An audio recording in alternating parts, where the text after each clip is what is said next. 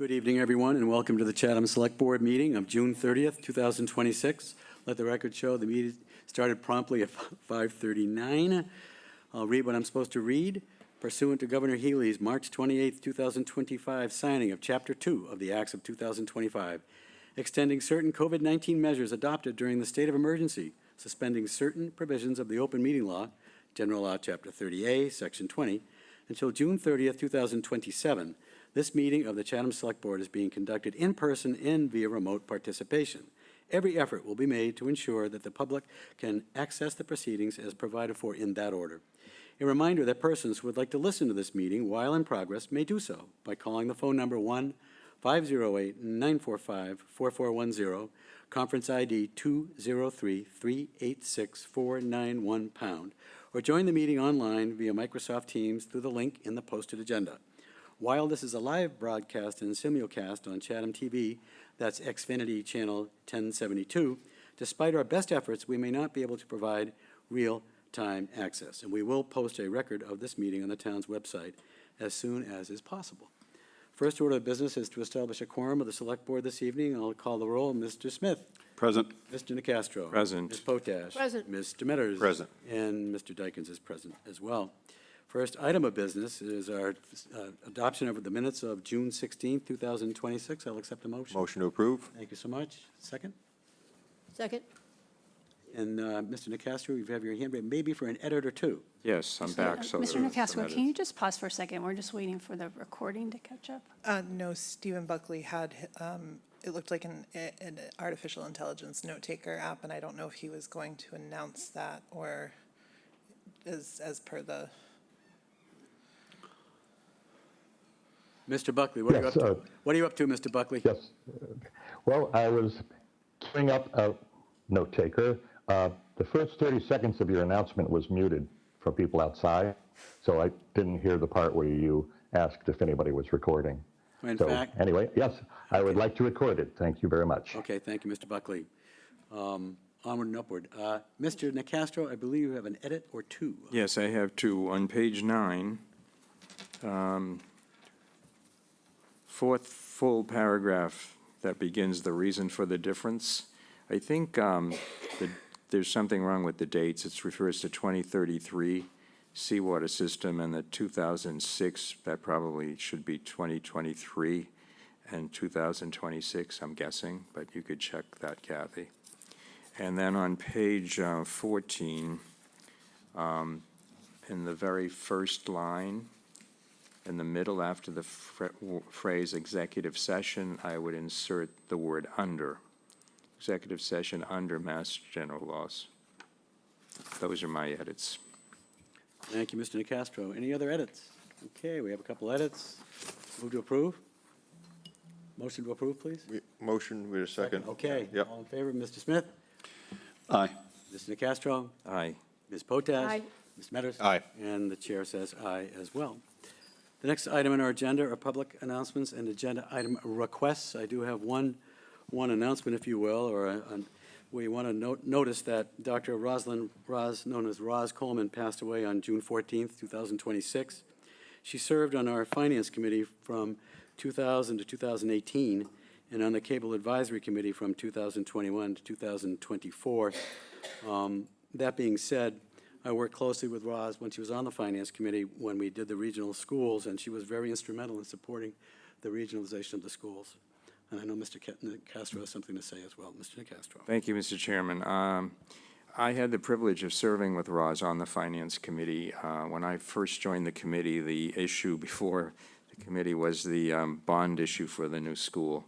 And Roz and I, along with John Whalen, bonded on that issue, and she was a wonderful colleague. I think she holds the record for the longest tenure on the Finance Committee in the town of Chatham. We became good friends. I admired her for her infectious spirit for community improvement and her boundless energy. She was a bundle of ideas to enhance life for her fellow citizens, and she was a unique force of nature, and she will be greatly missed. Our condolences to her family and friends, and may she rest in peace. Thank you. I would like to have just a brief moment of silence, please.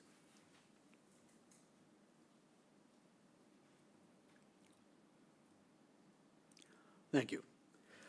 I believe Mr. DeBurr has an announcement. I have some written comments as well related to the 4th of July parade, Mr. DeBurr, but I believe you're going to preempt me, and you're certainly welcome to do that. Come forward.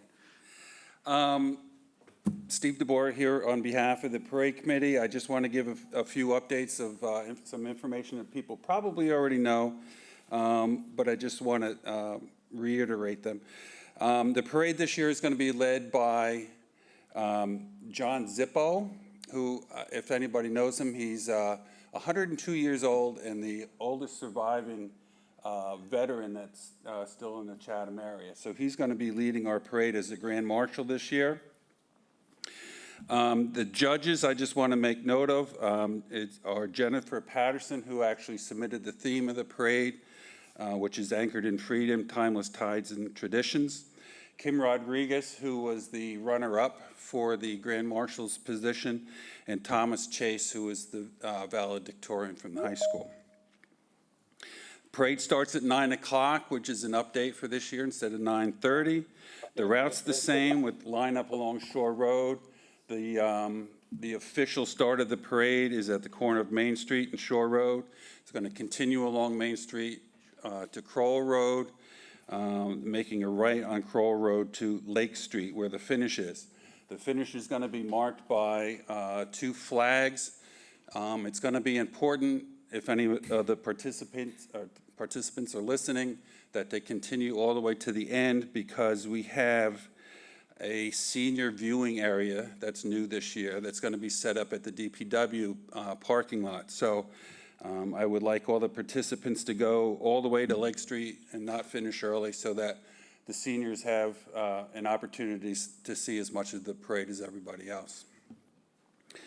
We have some volunteers this year, which are relatively new to the process. We have 8 to 10 volunteers that are going to be deployed along the parade route and kind of help try to eliminate gaps in the parade, and also to work on spectator safety so that they don't get too close to the floats.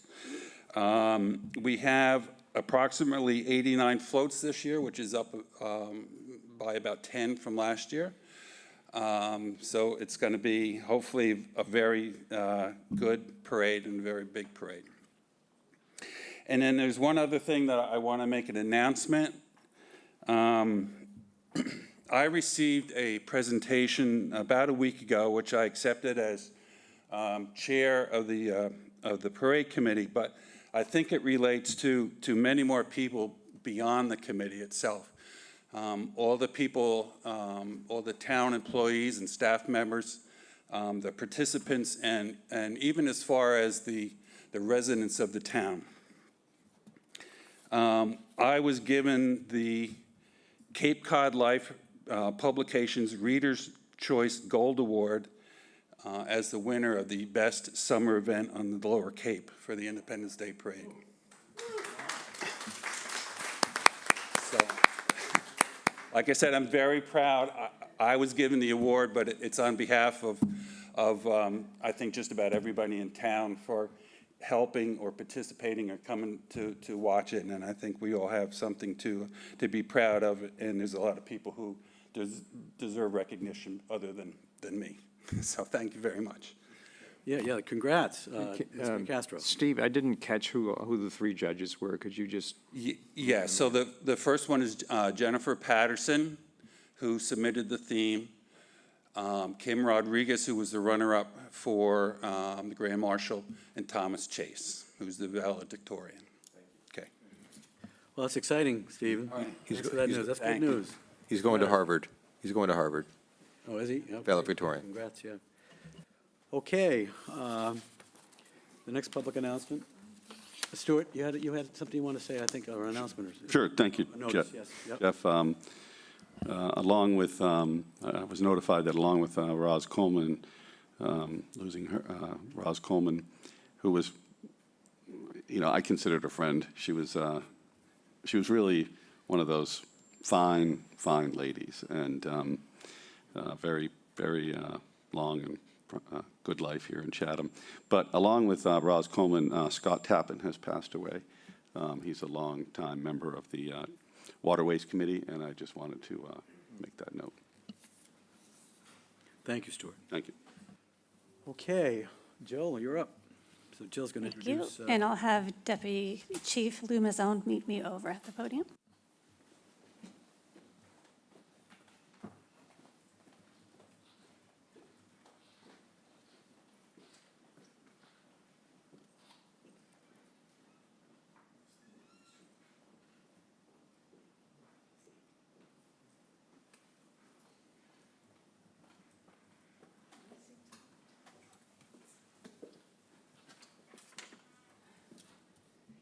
Thank you, Mr. Chair. It's a very exciting moment for all of us, and I'm excited to announce that I have appointed Deputy Chief Lou Mazzone as Chatham's next police chief.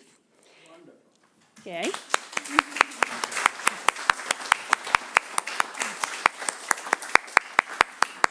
His appointment is effective at the end of day on July 22nd, 2026, and he will succeed Chief Mike Anderson, who's also retiring on July 22nd. Wanted to provide a bio just as an introduction to the community for Lou. Deputy Chief Mazzone has served as a member of the Chatham Police Department since 2006, advancing the ranks from patrol officer and detective sergeant in 2019, before his most recent promotion in 2022 as deputy chief. During his tenure, Mr. Mazzone has had numerous assignments within the police department, including firearms instructor, court prosecutor, internal affairs, post compliance, incident commander, citizens police academy instructor, and youth police academy instructor. He has served as staff liaison to the Traffic Safety Committee and has represented the town and the police department as a member of the Cape Cod Regional Detectives Group, Cape Cod Drug Task Force, and the Cape Cod Regional Law Enforcement Council SWAT team. Deputy Chief Mazzone was a 2006 graduate of the Massachusetts Police Training Committee Academy, MPTC, received his bachelor's degree in Administration of Justice from Salve Regina University in 1998, and his master's degree in Criminal Justice from Curry College in 2012. Deputy Chief Mazzone holds many specialized certifications and training credentials, including SWAT team leader development, hostage rescue and high-risk warrant operations, public safety media relations, community crisis intervention, and FBI statement analysis.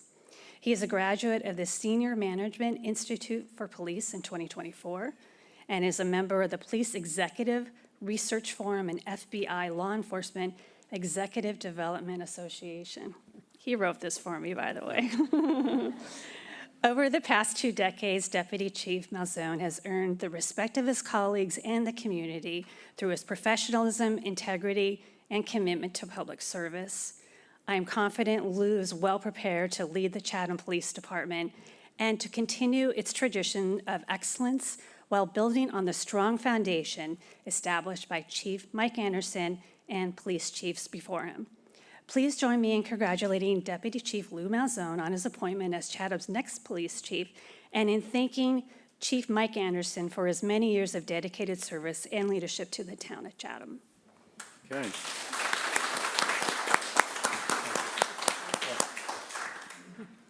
I'll be more brief. Good evening, Town Manager Goldsmith. Good evening, members of the board. Good evening, members of the community that are here in person and participating remotely. I've stood here several times before. Tonight, I'm really honored to stand here as your next chief of police. I'd like to thank the town manager for the appointment, for the thoughtful discussions we've had throughout this process. I'd like to thank the board for their support and, of course, their continued support of the police department. It feels like just yesterday was 2006, and I was the new officer in town, and now it's 2026, and I've been selected to lead the department, an opportunity that I take very serious, and I'm truly grateful for. So thank you all. Thank you, Lou. Congratulations. Thank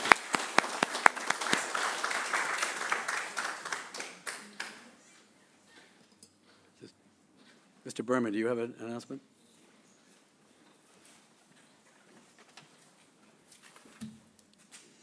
Greg Berman, your Director of Natural Resources. Just wanted to take this opportunity to share some more good news. Greg Berman, Director of Natural Resources. Just wanted to take the opportunity to share some more good news. This is that the new community fridge opened today here at the Town Annex, located upstairs at 261 George Ryder Road. This fridge is going to be available during regular town office annex business hours, which is Monday to Thursday, 7 to 4, and Friday, 8 to noon. The project's a partnership between the Chatham Health Division, the Department of Community Services, and Monomoy Community Services. The goal is to help increase access to nutritious food and reduce food insecurity in our community. To get the program started, just today, the Family Table Collaborative donated prepared meals in the fridge and will continue to do so on a weekly basis.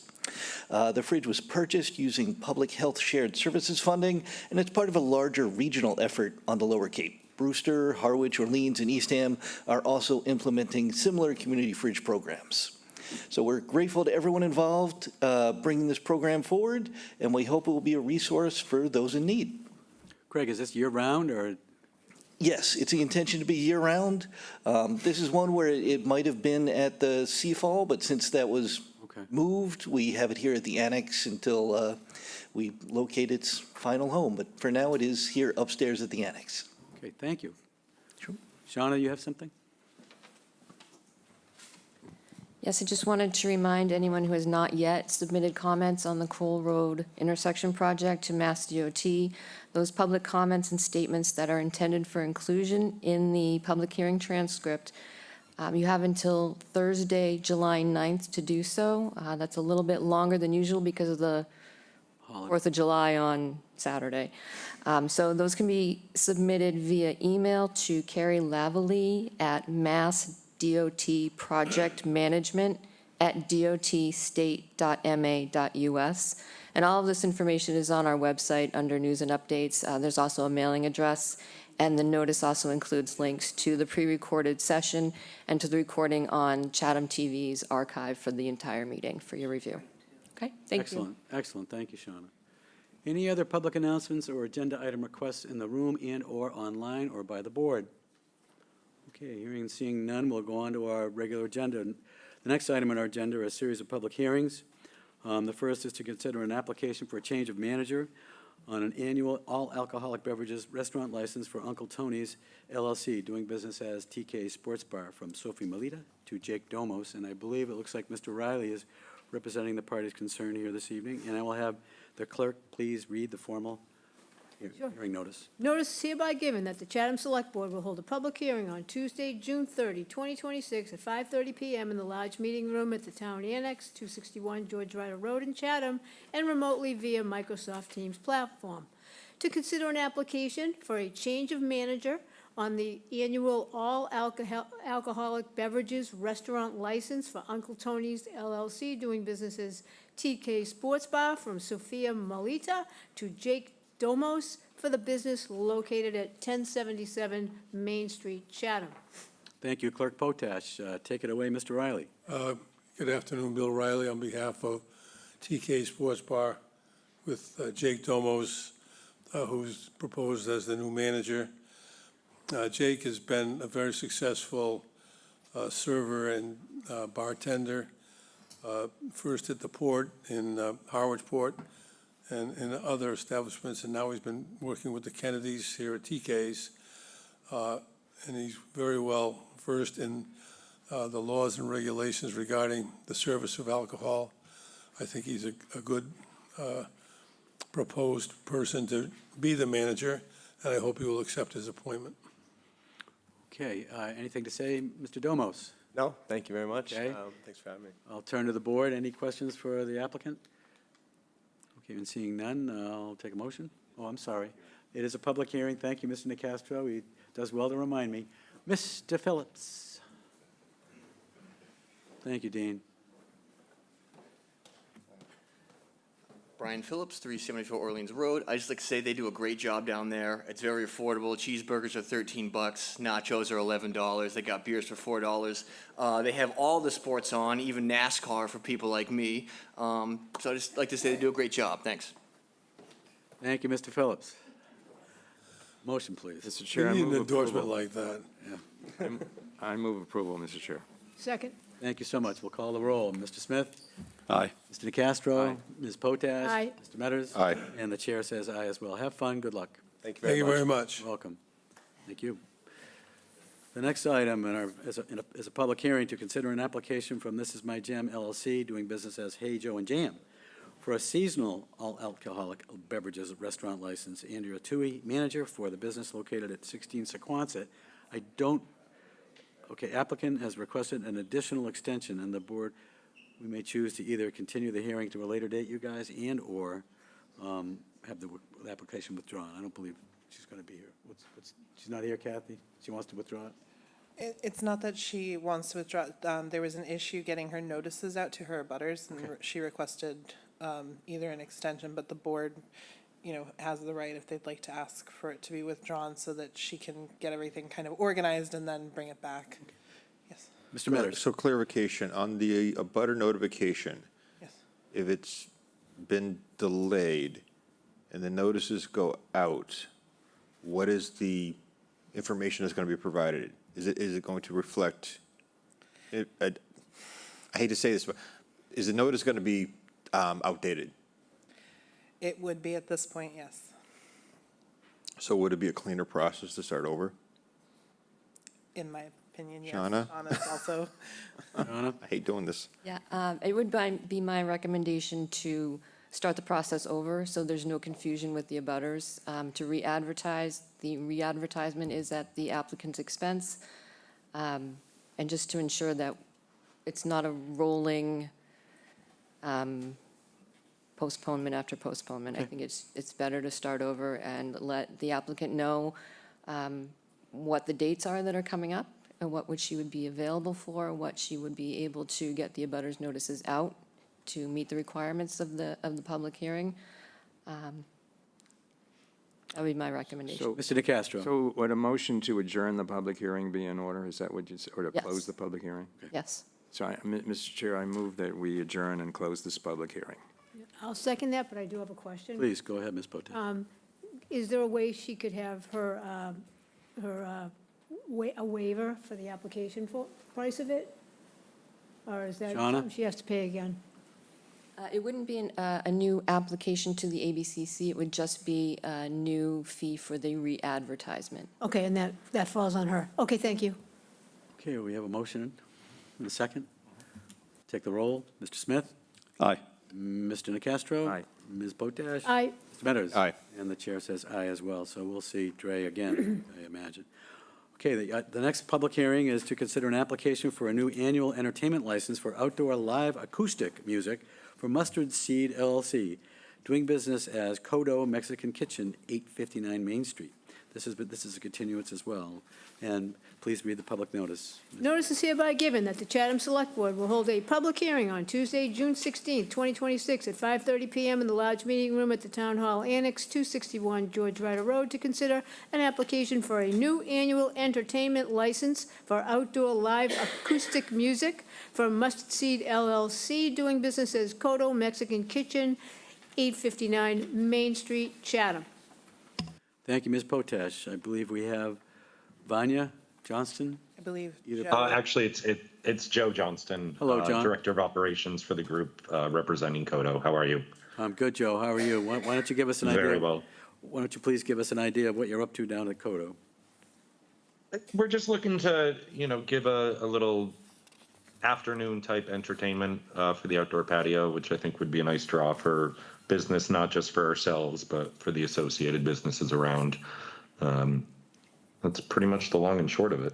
So we've had a series of public hearings considering a music and acoustic music versus amplified music, et cetera. So please describe the type of music you're attempting to have here, please. Simply acoustic, no amplification whatsoever. Guitars? Yep. Yep. Okay. Questions from the board? Mr. Nicastro? I know this is going to sound puritanical, but I just don't think this is the right location for entertainment outdoors. If it were downtown, I'd feel differently. Obviously, if it were inside, I'd feel differently, but I don't think this is something I can support. But I'll be interested to see if there's any public comment. Thank you, Mr. Chair. Any other comments from the board? Mr. Metters? Just for, are there any butter, not butter, the paperwork, basically. All the notifications are out, we're not delayed or anything like that, so everyone knows, okay, that's good. And then, just for clarification, we got the type of music, hours of entertainment, 3 p.m. to 8 p.m. Is that a hard ask? Is there any flexibility in that? A lot of flexibility in that. Okay. Yeah, I mean, ideally, we're looking for like a 3 to 6 window. Okay, thank you. You're welcome. Okay, this is a public hearing. Mr. Nicastro reminded me in the prior hearing. I will recognize this woman. I do not know your name. I'm sorry to point, but please come to the podium and make your comments. Please identify yourself. My name is Eileen Aldrich. I live at 42 Snow Lane, which is abutting to Kodos. I just want to find out more about it. Basically, I agree that it's kind of a crazy location with the rescues going by and the traffic all backed up there at that terrible intersection. I don't know how he's even going to be heard, actually, if it's just some guy playing a guitar, casually without any amplification. And I want to know what time it's going to end as well. He just described 3 to 6. I'm not going to put words in his mouth, but he said he would, prefer 3 to 6. He has 3 to 8 in his application. The application says 3 p.m. to 8 p.m. I just asked for if he had any flexibility, and he said he's looking for, I believe the gentleman said, at least between 3 and 6, but that's what Yeah, that's what we're going to be discuss already. tonight. So are we talking just one gentleman playing a guitar? It's not like a band or, That's what's been described. Ms. Potash. It says 1 to 2 pieces, and I'm interested in what do you think the time should be, and how many days a week do you think what would work for you? not every night, certainly. Maybe 2 nights a week. Maybe weekends? Mm-hmm. Okay, thank you. Any other public comment on this request? Online, any public comment? Okay, back to the board. Mr. Nicastro has kind of weighed in. Mr. Smith, Ms. Potash, Mr. Metters. Mr. Smith. So just to get some clarity for everybody, the application is 3 to 8, but now we're talking about 3 to 6. Correct. And are we still on 1 to 2 pieces, or maybe that's a question for Joe Johnston. Joe Johnson? Joe. Correct, yeah. I mean, again, nothing amplified, there may be the steel drum or a guitar. Kind of wanted to ask for the maximum and acquiesce to, what would be ideal for us. The draw is really for the off-the-beach crowd, looking to just have a destination, for a few hours, little lively music and good food. Go ahead, Stuart. Well, I'm sorry, but, so, 1 piece, 3 to 6, Friday, Saturday, Sunday. There you go. I don't want to put words in your mouth, but is that what we're talking about? Joe? I mean, honestly, I wasn't hoping to limit to certain days, but I would certainly compromise, absolutely. Yeah, I think that's a wise idea if you want to get a start. I think this would be a kind of a litmus test of how we go and how much impact there is on the abutters, Joe. So I think it'd be smart to ask for that. I think that's reasonable. Ms. Potash. Yeah, so thank you. I was going to say Friday, Saturday, Sunday as well, so I agree with Stuart. And also, I'm good with 1 to 2 pieces, 3 to 6, and I think it's a way to support a local business such as yours, which I'm very happy to see in that location compared to what we had there before, and also to support the arts. So I would be very comfortable with that. Corey. No, I mean, if we narrow it down to 3 to 6, give it a try. We do have to remember there's a neighborhood behind that store, so it's not like it's just Market, Route 28, commercialized area.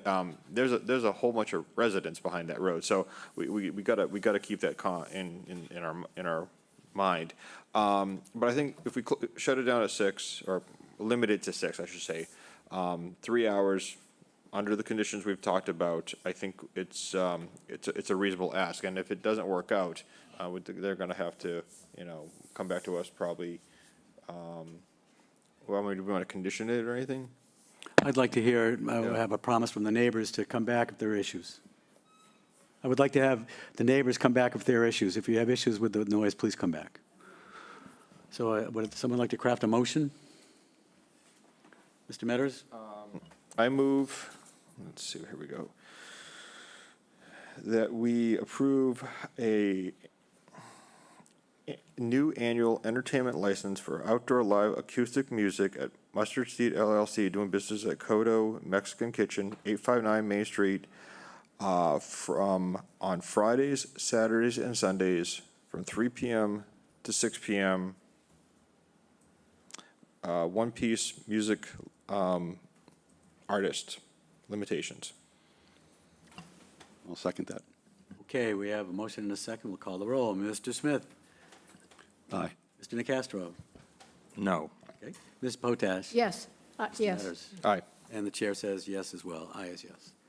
So this is kind of an experiment, Joe. Let's see how it goes, okay? But Absolutely. I appreciate the effort and looking forward to speaking again later.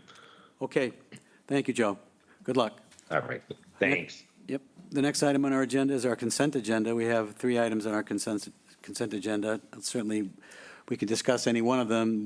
The first one is a light fitness class at 702 Main Street by Sue Hunter. We've previously licensed her, and we're very comfortable, I think. Full-body circuit fitness classes at 702 Main Street at the community center with Rachel Cook. We previously licensed Rachel Cook as well. We have a consideration of outdoor display and sale of goods, Chatham Clothing Bar at 532 and 534 Main Street from July 10th to 13th. And we have a request for a waiver of a tent permit by the Chatham Conservation Foundation. Lauren Arcamano will be here, and we have waived those fees in the past as well. Any issues with anything on the consent agenda by the board? Mr. Nacastro, Mr. Chairman, I move we approve the consent agenda. in a second. Second. Thank you. We'll call the roll. Mr. Smith? Aye. Mr. Nacastro? Aye. Ms. Potash? Aye. Mr. Metters? Aye. And the chair says aye as well. Okay, here we go. The next item on our agenda is public comments on our business agenda. Typically, we allow everybody to comment on our business agenda itself. But if you have any issues, or if you have to leave early, or you feel as though you need to jump in early, or you want to leave, you may comment on the business agenda in advance. I'm considering nuking this line because we let everybody speak as well hereafter. So, but anyway, we have a consideration of a special one-day alcohol license by Robert Ryan. We have a seasonal closure of Shellfish Closure on Oyster Pond. We have an initial employment agreement with our chief of police just announced. We have a recommendation to amend the charge of the Economic Development Advisory Committee. We have a discussion following the MassDOT design public hearing on Crowell Road intersection. And then we'll be considering appointments and reappointments, and then a discussion of our meeting with the regional school district and the Harwich Select Board, and a potential vote there. So any advanced comments on the business agenda? Yes, Frank. Mr. Messina has his hands up in the back. Must be something historical.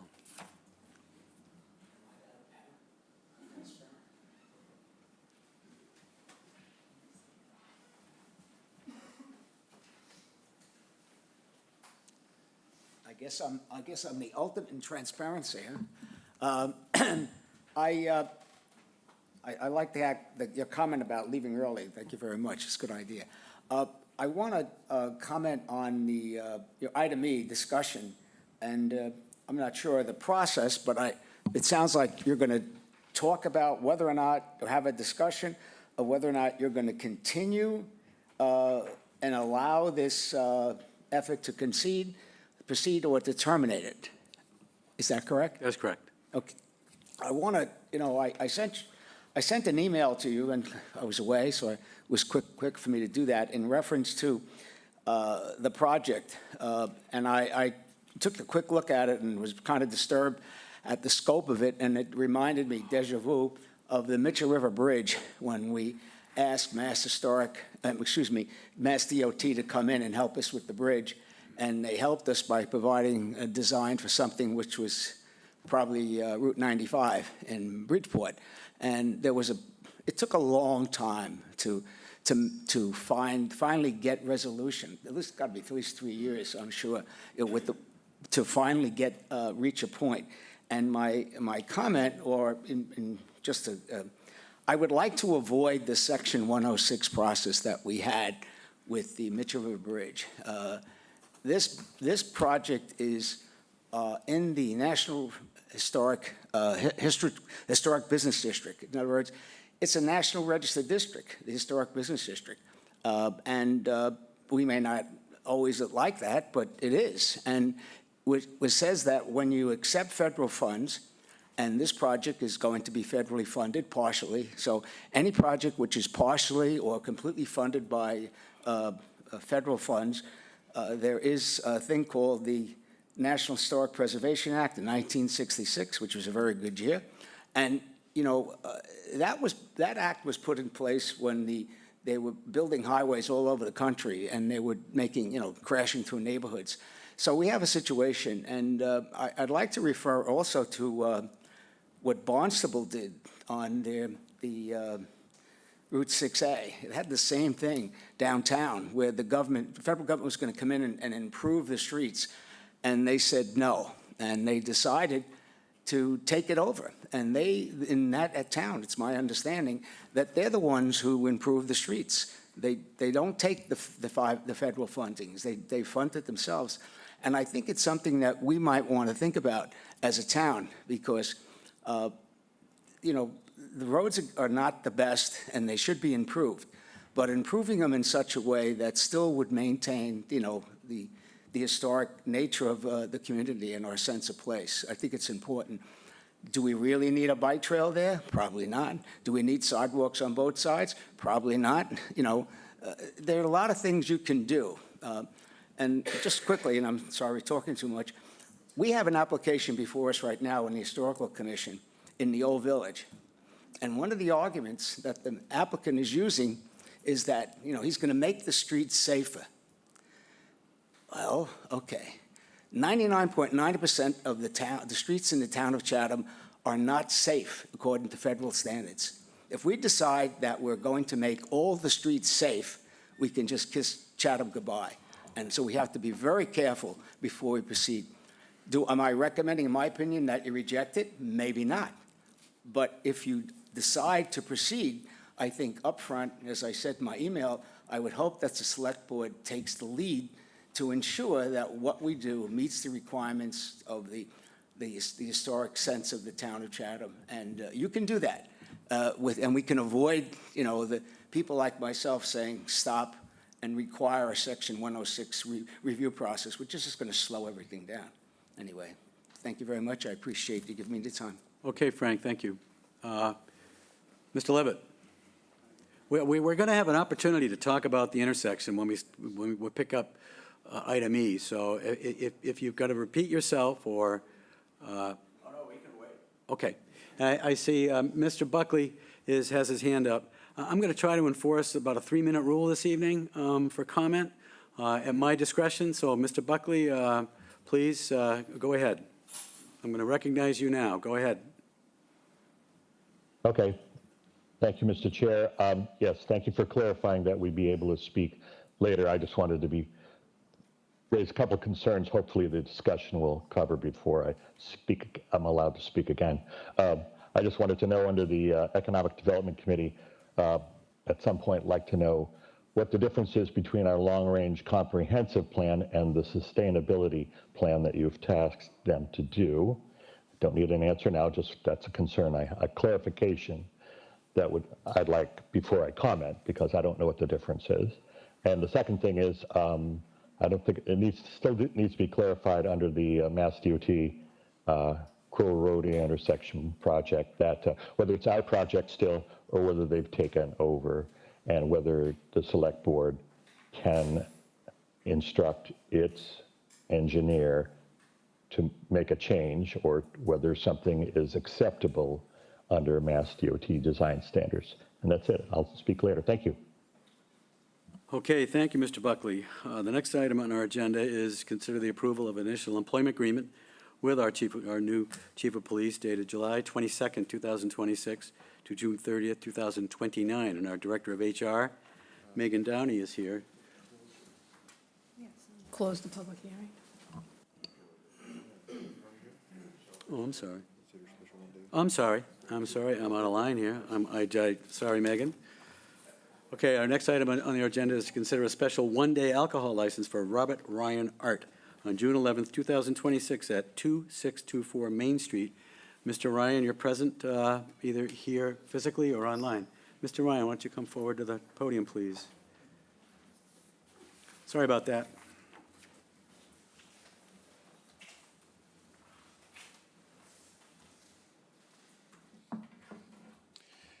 Yes, I'm looking for a wine permit for one day, July 11, from 4 to 8 at a gallery that I opened this year, just to attract attention to it. It's been done many times before with art openings, and I will be present the entire time. I can have a bartender, and I fulfill all the requirements as far as the liquor, where to get at Luke's or whatever. And your gallery is where? 2624 Main Street. It's right next to the store Christmas Joy. Okay. It's like an annex side of Christmas Joy. Okay. Okay. Any comments or questions from the board on Mr. Ryan's application? Hearing and seeing none, I'll entertain a motion. Move approval. Second. Okay, thank you. Call the roll. Mr. Smith? Aye. Mr. Nacastro? Aye. Ms. Potash? Mr. Metters? Aye. And the chair says aye as well. Good luck, Mr. Ryan. Have fun. Thank you very much. July 11th, 4 to 8. And we also have a request for a seasonal closure of shell fishing at Oyster Pond. Is Renee online, or there she is? Hi, Renee. I'll recognize you, please. Good evening, Mr. Chair. Good evening. Thank you, Renee Gagny, Shellfish Constable for the town. And this is our last seasonal closure. I'm seeking your request to close it tomorrow, July 1st. And that, yes, Oyster Pond proper. Okay, Mr. Nacastro. Move approval, and I assume the clerk will read it after it's voted. Thank you. Correct. Second. Thank you. Okay, we'll call the roll. Mr. Smith? Aye. Mr. Nacastro? Aye. Ms. Potash? Aye. Mr. Metters? Aye. And the chair says aye. And typically, we do read these, so I'll prevail upon Clerk Potash to read this notice. Okay, Shellfish Rules and Regulations, June 30th, 2026. Effective July 1st, 2026, the Oyster Pond east of a line from Kelly Landing to Long Point is closed for the taking of shellfish by permit holders until further notice. Thank you, Ms. Potash. We have voted it. So shall it be. Okay. Next item on the agenda is to consider the approval of an initial employment agreement with our new Chief of Police dated July 22nd, 2026 to June 30th, 2029. And Megan Downey will introduce the item. And good evening, Megan. Megan's our Director of HR. Thank you, Mr. Chair. Megan Downey, Human Resources Director. As the town manager announced tonight, she has appointed Deputy Chief Lou Malzone as our next Chief of Police. And we are pleased to report that negotiations for an employment agreement have resulted in tentative agreement for approval by the Select Board. This is an initial agreement, and it provides for a one-year probationary period and creation of goals for a successful transition into the role of Chief of Police. This same probationary duration has been done for our other employment agreements that are initial, including the current Chief of Police, Fire Chief, and Director of Finance. The draft document was based on the initial employment agreement of Chief Anderson, and it's been updated in accordance with recommendations from Labor Counsel Attorney John Clifford. The revisions include indemnification language, which mirrors the language in MGL Chapter 258, Section 9, a revision to separation non-renewal provision for discipline and discharge to conform with Mass General Law, Chapter 41, Section 97, as the statute is noted in the provision, but previously the language wasn't quite consistent with Section 97. And then language specific to the termination during probationary period. The draft agreement was presented to the Select Board on May 26th in executive session, and Deputy Chief Malzone accepted the terms on June 4th. A salary survey was performed using local external police chief salaries, as well as our internal comp of the fire chief. And based on such, the proposed compensation allows for an initial 4% salary increase in year one, or FY27, of $187,489.87, a subsequent 4% increase in year 2, FY 2028, or July 1st, 2027, of $194,989.46, and then a 3% increase in year 3 of the contract, FY 2029, or July 1st, 28, of $200,839.15. And this includes all the compensation items that were previously paid, such as education through the Quinn Bill, holiday pay, longevity, department head, or what's now called professional pay, and it's all rolled into one annual salary or total compensation. There is no fiscal impact to the FY '27 operating budget. And as noted earlier, the draft contract was reviewed by Town of Chatham Labor Council Attorney John Clifford. Thank you, Megan Downey. This is subject to ratification approval by the Select Board. Comments by the Select Board and/or motion? Mr. Smith. Mr. Smith. So I have a couple of comments. I guess I'll make a motion that we add the following language into the contract. I'd like to add Select Board following hereafter in the first paragraph of the proposed contract. I'd like to add appointing authority in the same paragraph after the town manager. And I'd like to add from the previous police chief contract and what is similar language with the police chief's contract prior to the current chief. I'd like to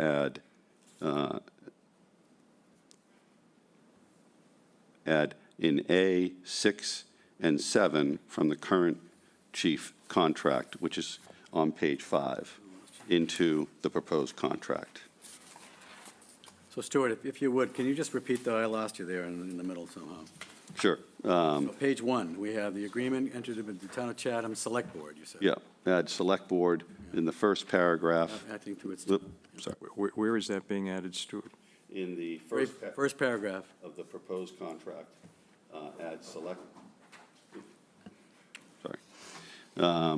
add Select Board in the first paragraph following hereafter. What line is that? I'm trying to find it. So this agreement or contract is entered into between the Town of Chatham. Okay. Hereafter, Town Select Board.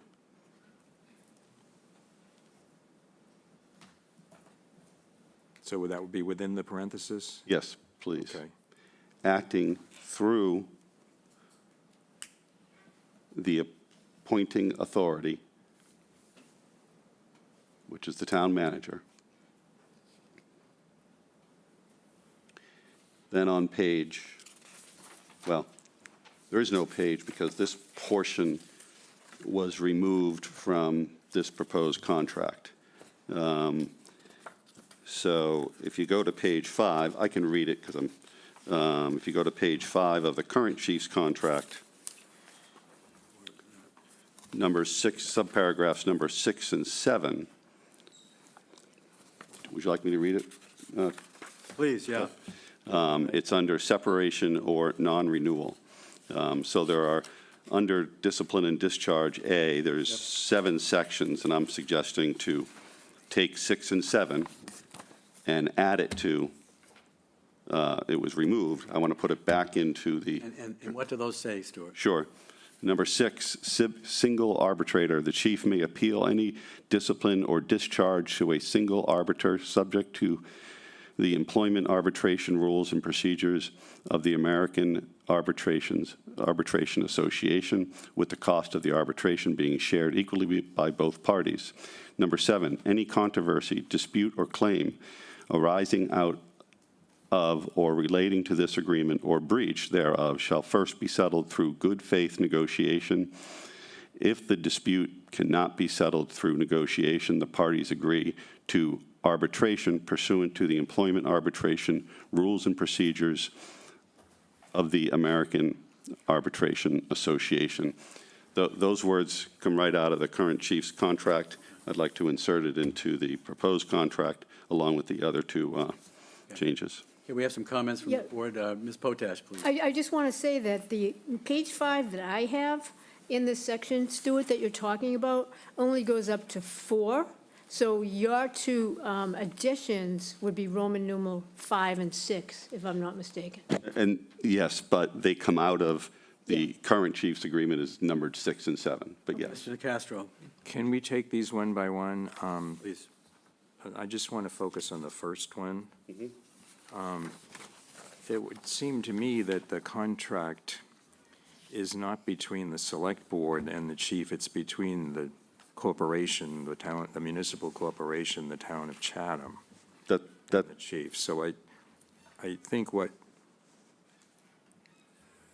That's true, but the contract is either approved or not approved by the select board in this case. That's true, that's in the charter, and I appreciate the fact that you've brought this concept of having the board review these and vote on approving these contracts. It just seems to me to not to be, it doesn't seem to me consistent with the fact that the contract is not a contract between the body, the public body known as the select board and the chief. It's between the town and the chief. So I'm not sure why we would want to add select board in.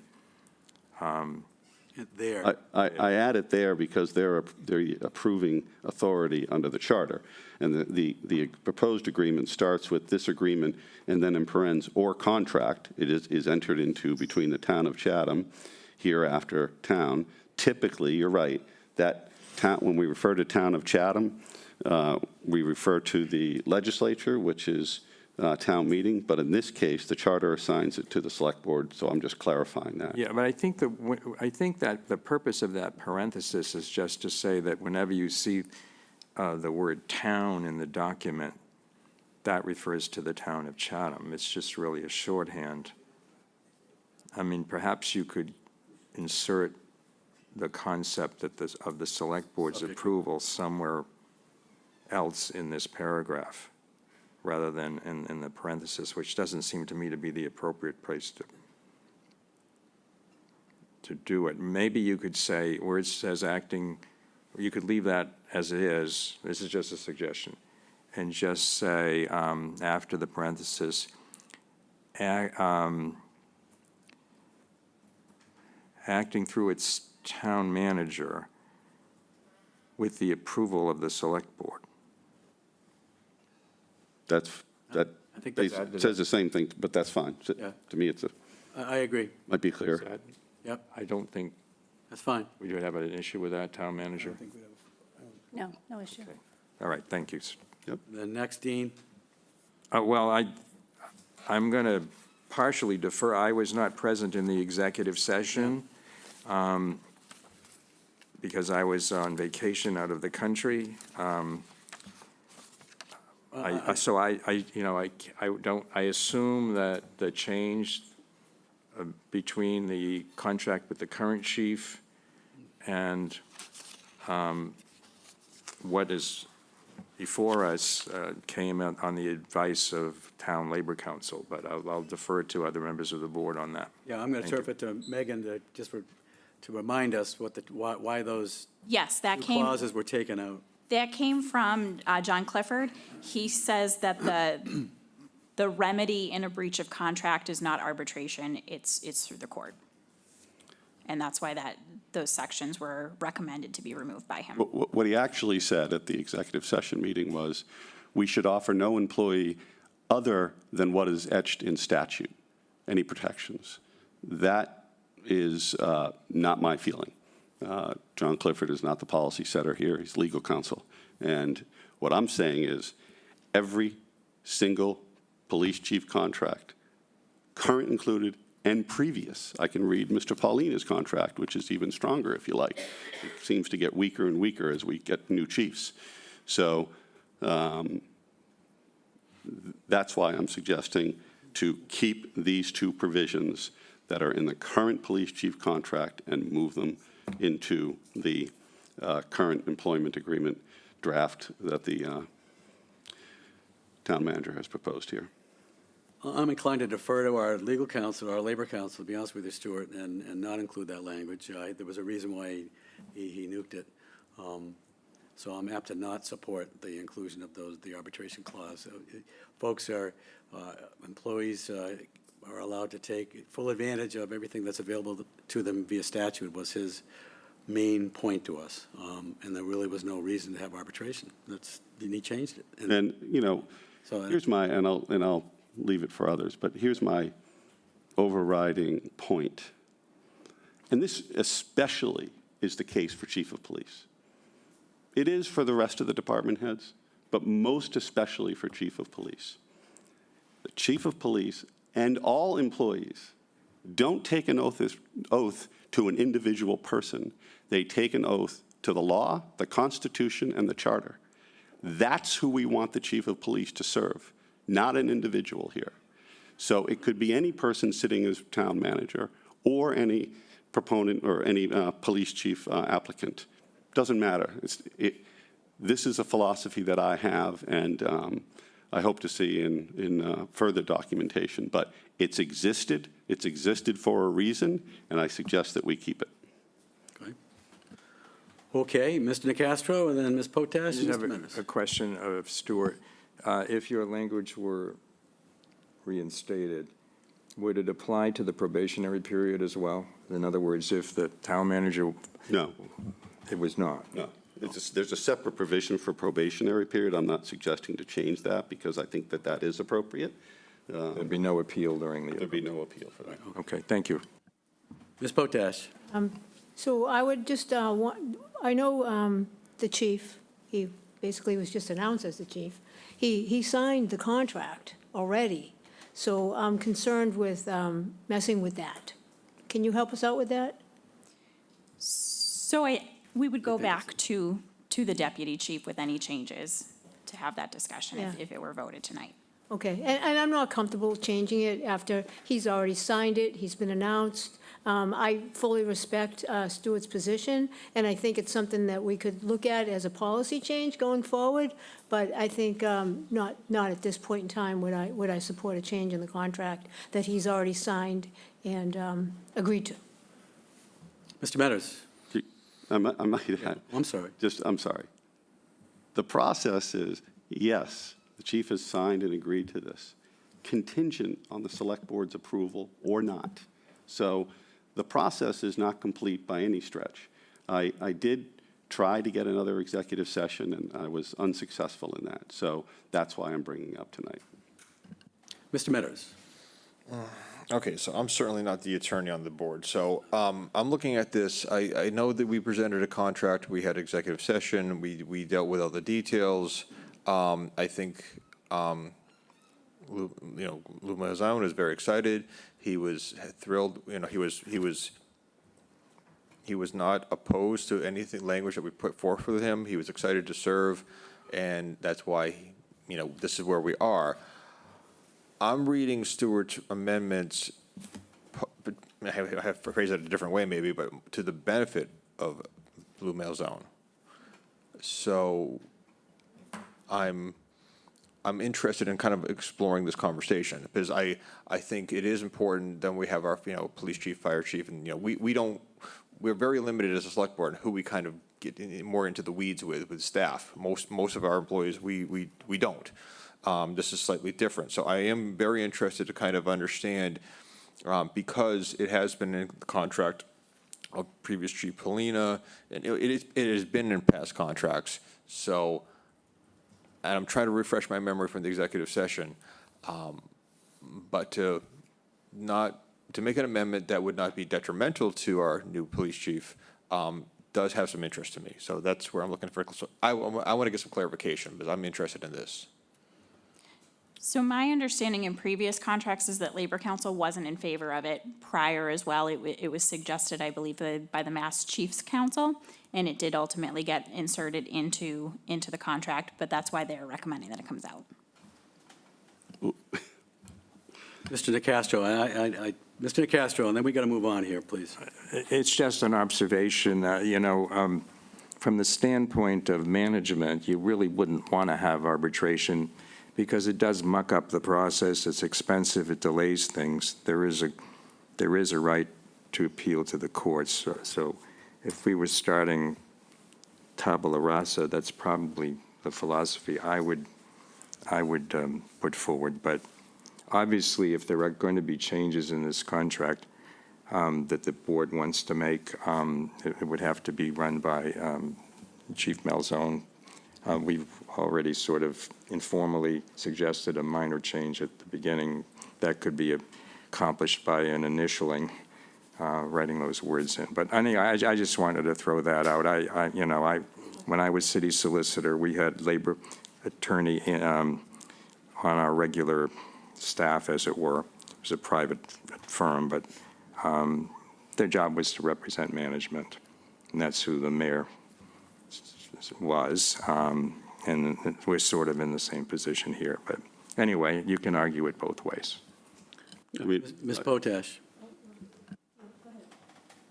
I recognize you, Randy. Okay, thank you. So I was just about to say that Labor Council represents the town, not the chief, although I do read it as a benefit to the chief, perhaps, but he's not the only party that is involved in this.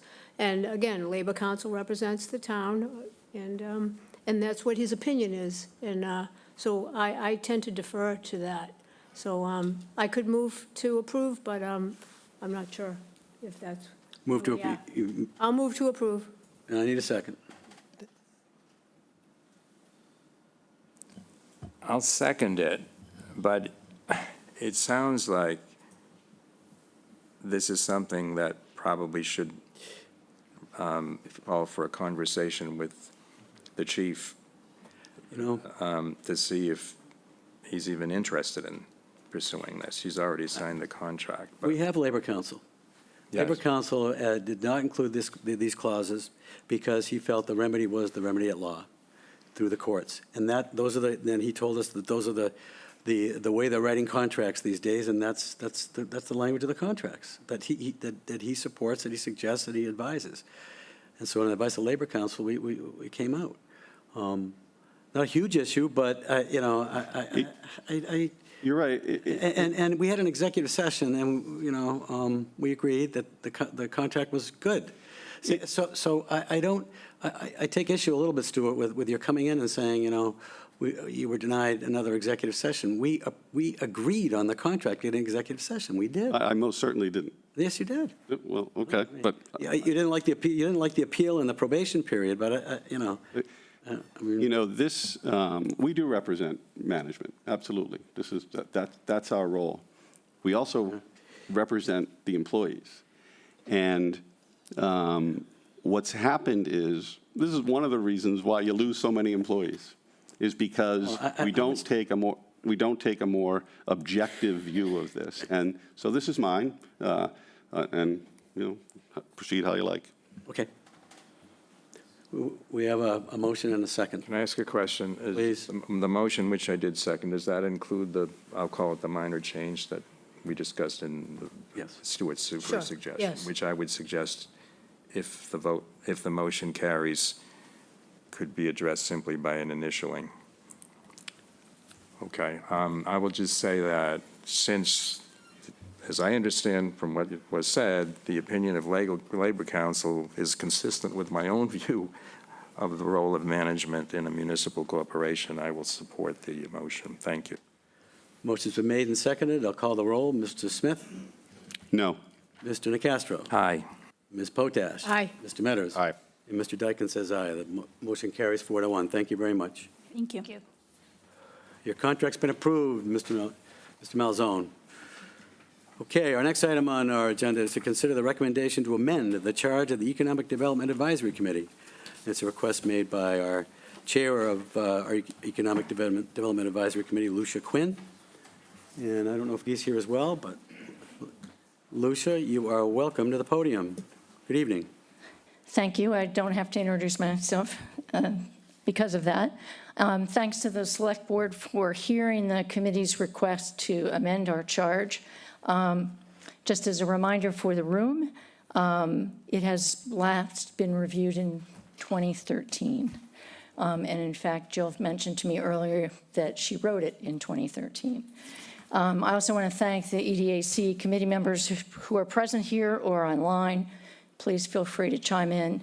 I may miss something, which would not be unusual. I want to be clear that this is not change for change's sake, although it might feel a little bit like semantics. And Mr. Buckley, I may or may not answer your question, but I remember it, so I'll address it at the end if that's okay. So the reasons that we decided we needed to look at the charge were several. First, the committee had not met during COVID or after that, and it was essentially being reconstituted in the summer of 2025. There were 2 members who remained on the committee from the prior instantiation, but the rest of the members were all new to the committee and largely unfamiliar with the history or the involvement of the committee in the past. A lot of years had passed. At the committee's first meeting in September of 2025, the Select Board asked us to make recommendations regarding the proposed price increases at the transfer station. We've all talked about that in this room previously. We took on the task and we learned a lot doing that, although we were quite confused as to why that task came to us. And that caused us to go back and look at the charge and try to understand what the intent of the creation of the committee was. We looked both at the charge as written by the town manager and also compared that to the Select Board's goals and objectives, which were published in January 2026. So we had 2 places to guide us as guardrails, and we found some discrepancies that confirmed our confusion and why we're here tonight. And again, it could be semantics, but we did want to get some clarification from the Select Board before we proceed to the business at hand. The principal differences between the two, the charge of 2013 and what the Select Board charged us with in its goals and objectives.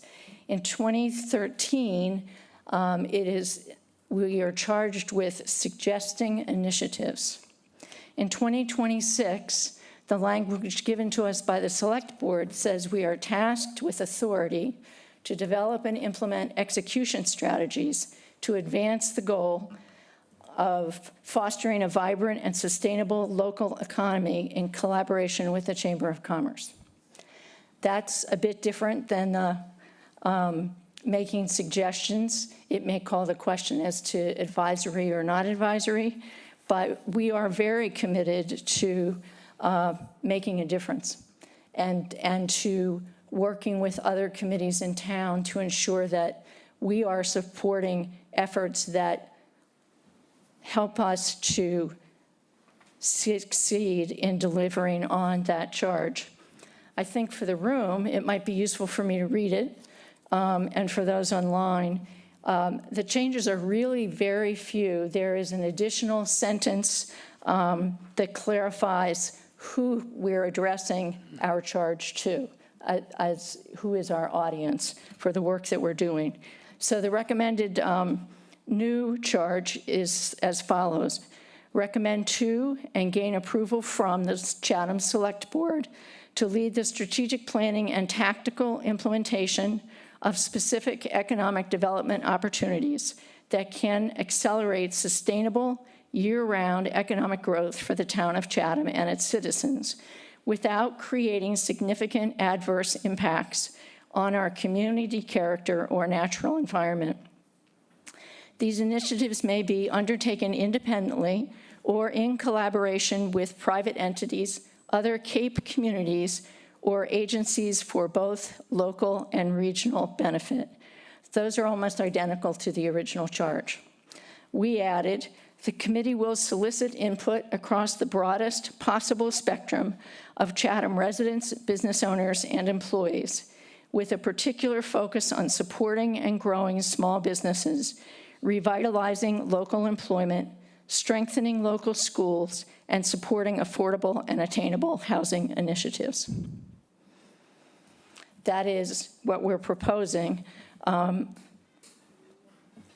I think the agenda you have tonight would not suggest that I go back and compare word for word the old charter to the, or charge to the new charge. To the question that you raised, Mr. Buckley, around what is the difference between the long-range comprehensive plan and a sustainability plan, which we haven't really defined here. I'm not sure that I can answer that. I can tell you how we're approaching it. We have, when we finished with the transfer station issues, we began and simultaneously actually a period of real education. We've had many of the town department managers come tell us about their work, and including the finance manager.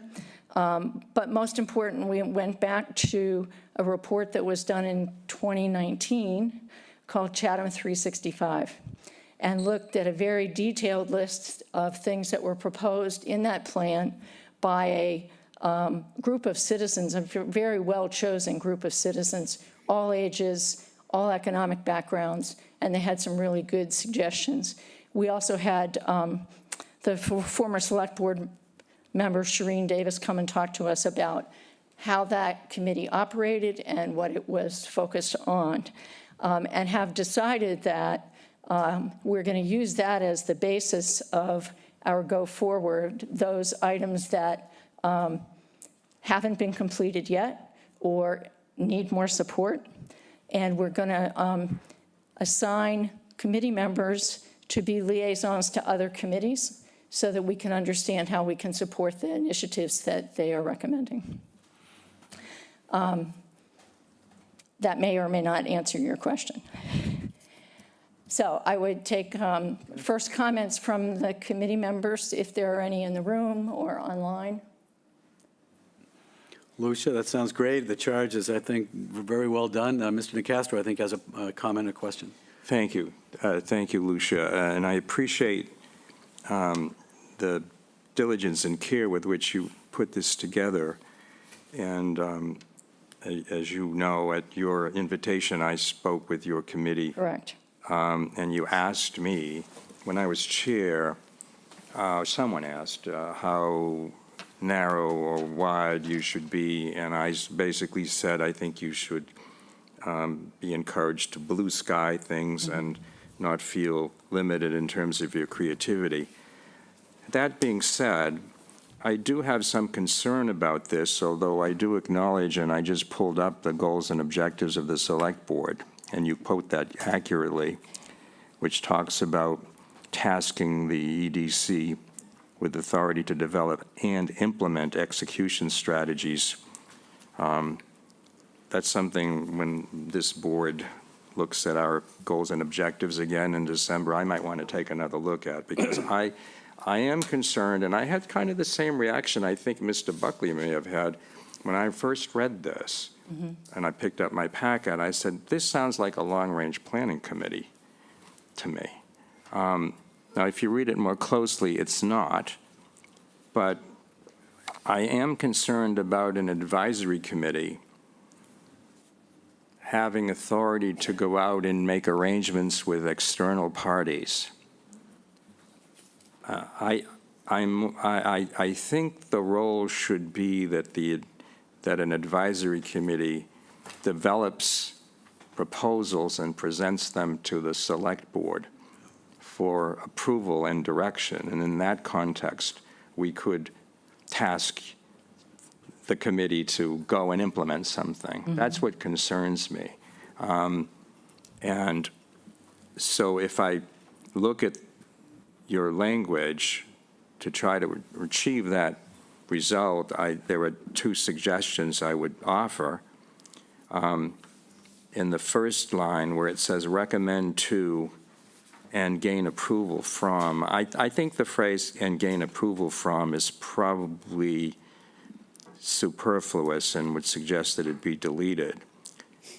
And then in the fifth line, the sentence that begins, these initiatives may be undertaken, I would suggest inserting after the word initiatives a comma and the following clause, which would read, which are for the purpose of developing proposals for the Select Board to consider for adoption/implementation, comma.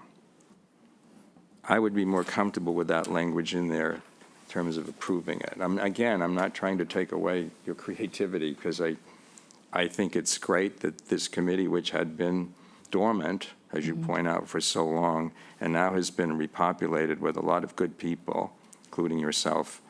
But I'd like to sort of, present some, put in place some guideposts for you. So I want to assure you that we, as a committee, who discussed this at 3 separate meetings, had many of the same questions. We were concerned that we would make proposals that would just fall off the edge and not have a chance to drive them to completion. But we also were trying to be sensitive to words that were in both of the prior charges. So the words that, respectfully, the words that you're concerned about are words that the Select Board wrote. And so that's what we were trying to understand is, what's the difference between making a suggestion that may or may not be heard or acted upon, or saying, here's a plan, we think this would be good to proceed, which we thought was what the Select Board was stating in the goals and objectives. So it wasn't, in this case, it wasn't us trying to broaden, it was us trying to align with. And I think that the edits that the Select Board wants to make, I think are the Select Board's to make, honestly. The gaining approval from was asking if a recommendation was approved, could we be involved in its implementation? When we talk about Makes sense. being involved, for us, and we talked about this at the last meeting, and we will next week at our next meeting, it was really, let's make sure we're supporting other initiatives proposed by other committees, particularly in the housing area and in the quality of the schools, both of which are key issues to maintaining our economic health. Yeah, two comments. So your current charge says to suggest initiatives which the town might undertake. It doesn't really talk about the committee implementing them. And my other comment is with respect to the phrase gaining approval from and wanting to be involved. You could perhaps be recommending some changes that would fall under the purview of the planning board to propose Who we're zoning. meeting with next Wednesday. Yes, which I think is smart, which is to propose, they might want to propose a bylaw change to the protective bylaw. So that's where I'm coming from. I don't know if the language I read out before is amenable to. And I don't know how the Select Board came to agreement about what it had published in its goals and objectives for 2026. Wasn't part of that conversation. It's pretty clear language. Yes. And so from my perspective, well, the committee needs guidance from the Select Board as to the seriousness of what was in the goals and objectives. Yeah. Because that's where, when the committee was coming to me to say, why are we doing the transfer station? Why is this in our laps as our very first thing? That's when I went to the goals and objectives to try to understand where that fit. Okay. Comments I've on? spoken, thank you. Okay, comments on Dean's suggestions and/or the charge that Lucia is recommending here? I just have a quick comment. I don't mind the EDAC following up on something that you've recommended to us, and we think it's great, and you guys think you have a role in this implementation tactically, working with other communities and/or committees and/or, I have no issue with that whatsoever, because it's all hands on deck. If an item has been brought forward and approved, we think it's a good idea, and you guys think you have a role, a cogent role in its execution, then go with God. I mean, the 365 initiative, they came in years ago and had a whole litany of very, very interesting creative ideas that we didn't glom onto, all at once or immediately. But over time, the work, became very apparent that the work was very rational, cogent, made a lot of sense, and a lot of the initiatives that they suggested have been implemented.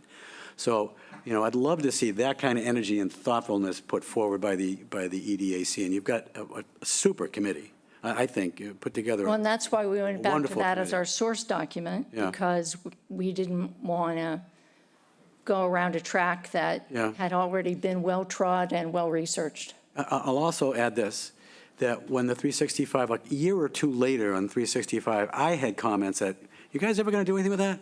You guys ever going to do anything with that? And it took us a while to really get energized around some of the initiatives.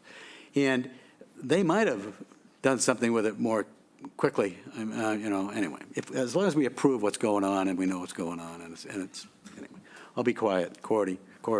Well, I think it's important, one of the past issues with the former EDC was committee members would put all their effort in discussions and make recommendations and everything, and they present it to us.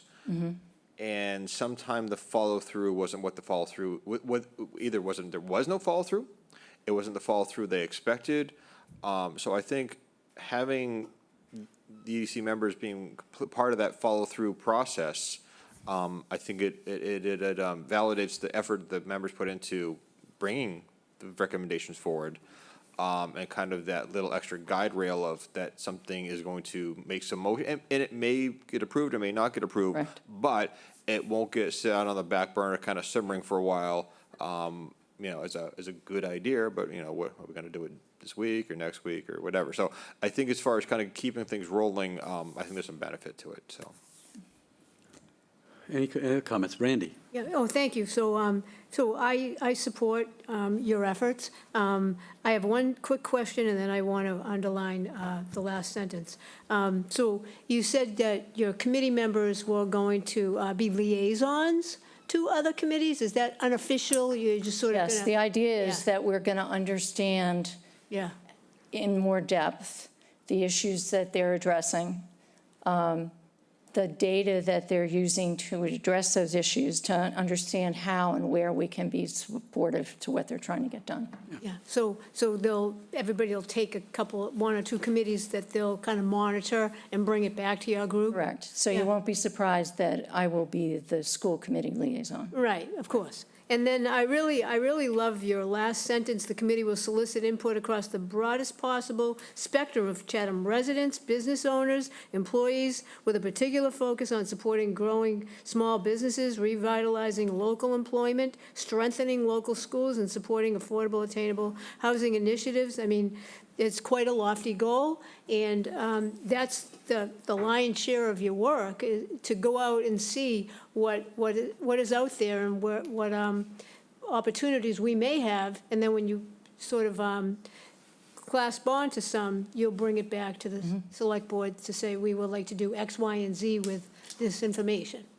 That is what the committee members want to sign up for. Okay, good. Any other comments on the charge? Comments? Stuart?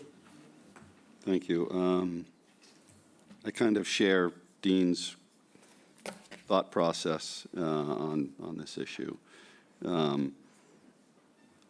It says to lead the strategic planning and support the tactical implementation of specific economic development opportunities that can accelerate that. I think you may have said, Alicia, this is it's not exactly what advisory committees historically have done. So that's one thought. The other thing is these initiatives may be undertaken independently and supporting affordable and attainable housing initiatives. Does that mean, doesn't say that, but does that mean supporting all those initiatives? Don't know. That means when we have something to say and facts to add to the discussion, that we're going to speak up. Well, I would expect you would. I don't know. I don't want to get committed to supporting every affordable or attainable housing initiative that is suggested by some group or entity other than this one. In any event, I think this is a great committee. I think this may be just a little bit too far for me, but I'll keep listening. Any language changes wanted here? Dean suggested that we delete gain approval from. If we recommend to the Chatham Select Board to lead the strategic planning and support the tactical implementation of specific economic development opportunities, that can, and what I love is, can accelerate sustainable year-round economic growth for the town and its citizens. And I echo Randy's support of, with a particular focus on supporting and growing small businesses, revitalizing local employment, strengthening local schools, and supporting affordable and attainable housing initiatives as appropriate. The EDAC in my pea brain is looking at efforts and initiatives to create and support sustainable year-round life here, year-round life. And it's not a comprehensive plan. It's looking at how we support and sustain year-round life, which includes jobs, it includes the schools, it includes maybe affordable and attainable housing, it includes other initiatives. Taking the place, if you will, of, not the place, but picking up the baton from the 365 initiative, like, 365 like initiatives. That's the way I look at this charge. And you may think it's too broad, but if they want to go get something done, let them get something done. Did you add a phrase after initiatives? You said as appropriate? Yeah, I said that. That's not in here. the charge, no, yeah. Mr. Nicastro, and then I'll be quiet. I just want to say something about Chatham 365, because I offered the motion to dissolve that group once that recommendation came in. Those recommendations came before this board 3 or 4 times. They did. And the notion that there are multiple recommendations that were not implemented is false. I'm not saying you're saying that. Many of them, most of them were implemented. You know what was not implemented? The residential tax exemption. And now this board, a majority of the board, wants to do it. So I just really wanted to get that out. Yeah, no, and I don't mean to interrupt. And I have no problem with your looking at that document for guidance as to how and in what directions you might want to go. But I don't think it should be the Bible for your committee. No. And that's all I really wanted to say. And I suggested changes in 2 places. And if the committee comes forward with proposals to the select board, I think it's up to the select board to decide who's going to implement them. And in most instances, we probably would want the committee not just to be involved, but to implement. So that's really where I'm coming from. I'm not sure I could support this as is without the changes. Okay, would you please read your changes again? You want to delete and gain approval from? And I got that then one. in the What's other one? 5th line, after the phrase, these initiatives, I would add, comma, which are for the purpose of developing proposals for the select board to consider for adoption/implementation, comma. That's fine. That's fine. It's perfect. And you want to add Is that a as motion, appropriate at the end? Yes, I do, and I was going to second you. Okay. That's a motion, Dean, and that's a I'm second. adding a 3rd one, as appropriate at the end. As appropriate Taking after your term. initiatives. That's fine. It's good. Before you So- vote, I just want to be clear with you, Dean. It was not a criticism of the select board's actions on Chatham 365. First of all, it happened in 2019. Some other things happened in 2020 and 2021. Sure did. That slowed down a lot of activity. There is a scorecard, and that's what we wanted to look at because we didn't want to reinvent a wheel that had already been accomplished. And many of the items have made good progress. And some we may go back and say, we don't want to do that, but we think this is worthy of taking another look at. Yeah, and my comment wasn't directed at you, but we had, my friend, the former chair, who used to come and tell us, we're not implementing it, and when in fact we were. That's all. Okay. Thank you. So well, there's a motion, I think Motion you and a second. seconded it. Okay. Any further discussion? Take a vote. Mr. Smith? These are on my changes. Yes. You do have a citizen Do who you have wants to speak. Stevens here? Stephen? 3 minutes. Yes. Having worked on the Long Range Committee, Planning Committee 23 years ago or more, the Economic Development Committee is recommended for being formed under the Long Range Comprehensive Plan. So I think it would be nice if there was some back reference to the charge of the committee to say, and so instead of getting into the weeds about focusing on this or that or the other thing, to simply point to the select board's goals and the long range as, as in accordance with, that's what I had, something along the lines of, in accordance with the goals set forth in the long range comprehensive plan and the select board. So people, because up until now, I would say that the long range comprehensive plan has been largely invisible. Every once in a while it pops up, but this would show this is what we're supposed to be doing. This is why we were formed. Here's the goals without the overall goals that were approved at town meeting, as opposed to, a laundry list, let's say here, of, we're going to focus on the, and that. So anyway, that's my suggestion, is that it be, that way it's more open and it doesn't sound like a laundry list of who our winners are and losers. Thank you. Mr. Nacastro. I can't go along with that, and I don't want to talk about the long-range plan, and we may talk about it on the next agenda item. That's something that was put together a generation ago. This is 2026. I don't think we should be referring specifically to the goals and objectives of the board or the goals or the long-range plan. I'll stand by the motion that's on the table, which is, and I'll clarify, it's to approve this charge as written with the suggested language that I offered. Is that seconded by you, Ms.? It is. There's a motion and a In second. Jeff's addition. And for a vote, Mr. Smith, what say you? Aye. Mr. Nacastro? Aye. Ms. Potash? Aye. Mr. Metters? Aye. And the chair says aye as well. Thank you very much to the committee and to you, Lucia. Great job. You do have a bunch of superstars there, so go get them. Thank you It's a very really much. good committee. It's a And great thank you for the committee. discussion. You bet.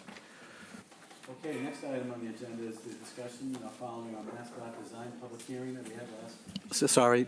The next item on the agenda is the discussion following the MassDOT design hearing that we had held last week, whether to proceed with or terminate the project. This is a select board agenda item that was requested by Dina Castro on the 9th of June. I know there's folks that want to speak this evening. I would like to suggest that we keep our comments to 3 minutes. At my discretion. So if folks are on a roll and making great points, then it'll be at my discretion whether you go over 3 minutes or not. But I really would like to limit the discussion. It's already 7:15, but this is a very important discussion in my mind. So we're going to turf it to Dean, and then we're going to go around here, and then we're going to go to the public. Okay?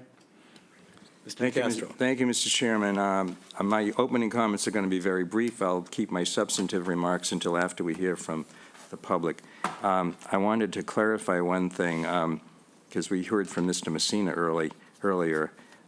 When we had the public hearing last week, my inquiry that was read for me by my colleague, Ms. Potash, was simply a question asking for some information about whether there was a mechanism for the town to assume control and ownership of the intersection. I did not offer a proposal to do that. I just really wanted to make that clarification. The second and final comment at this time is that I appreciate all the work that has been done by the town staff and the consultants and the Department of Transportation on this.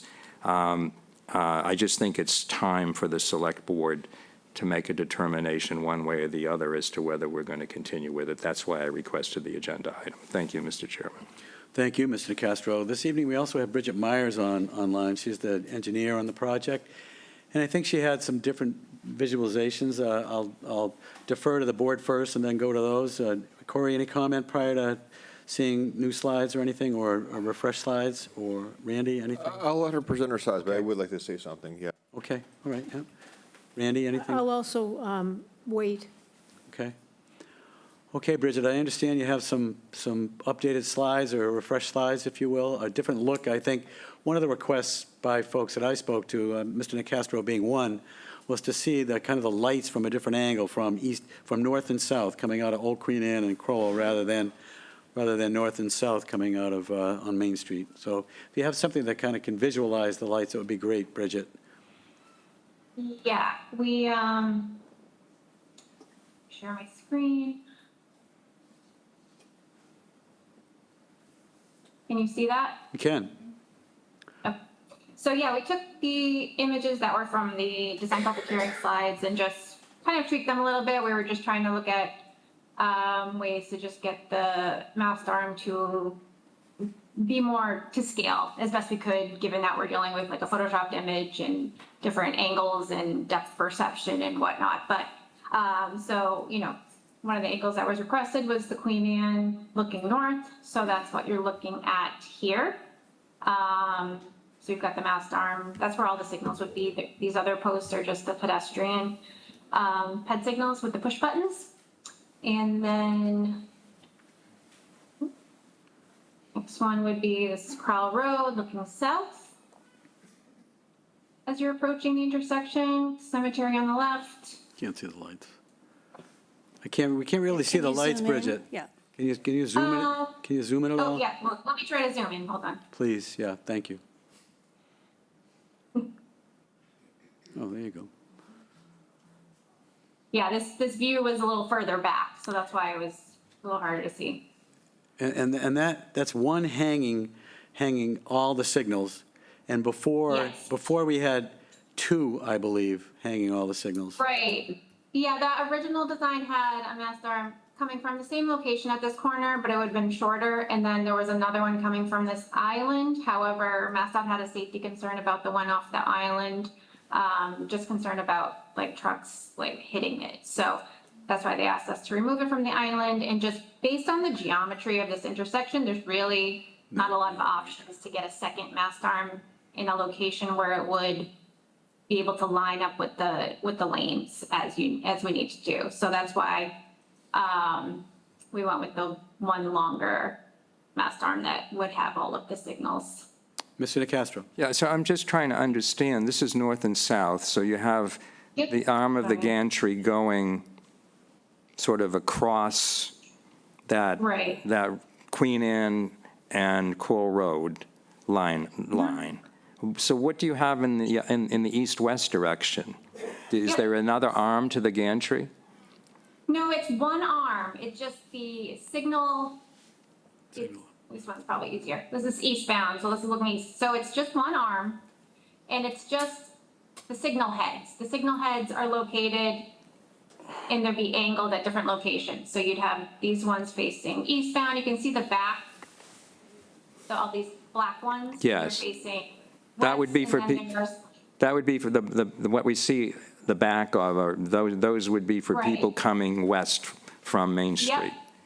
And then if I zoom in a little bit, you can kind of see this one showing a red light there, and as well as this one I here, see. and those are facing Crowell Road, and then you've got the reverse of that, kind of on the back of. And what are some of these. what are those posts that look like they're about 5 feet high?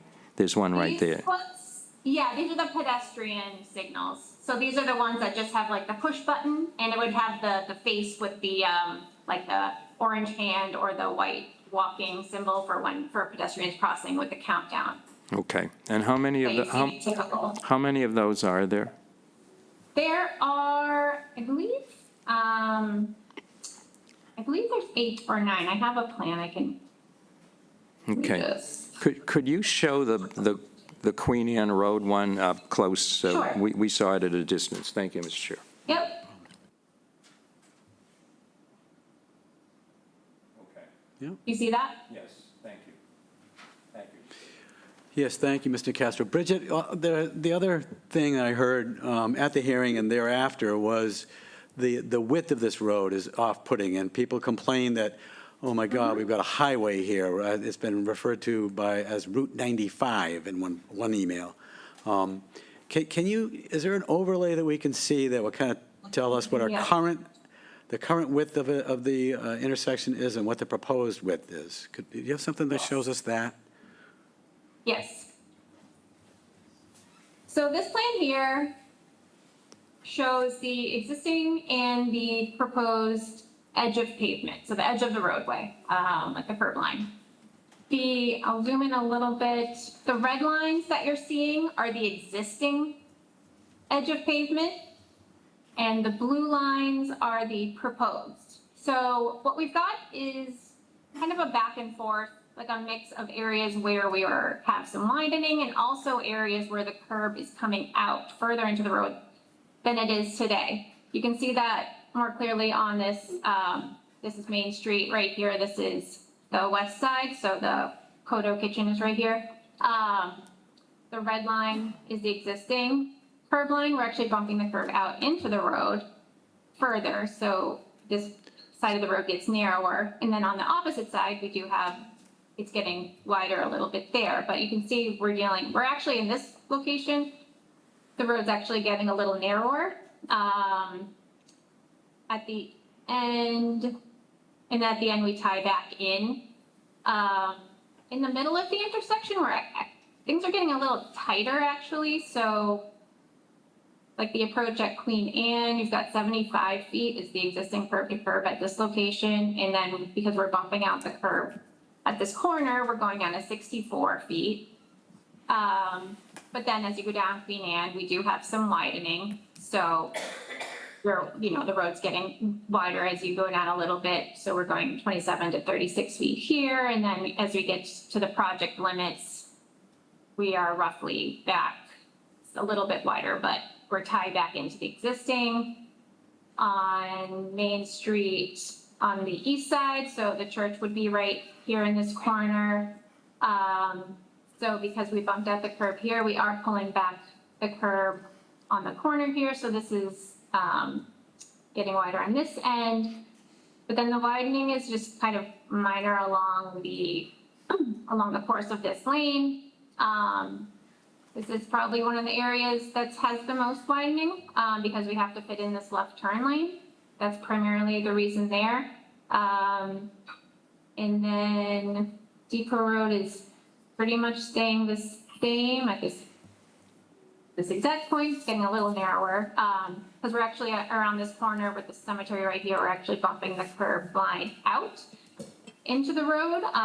The red is the existing edge of pavement. So around the corner here, like this is the Crowell Road approach. It's getting a little bit, and we're going from 50 to 52. But again, bumping out here, widening on this end. So you kind of got a mix of some strips where we're widening and then some areas where we're actually pulling the curb in.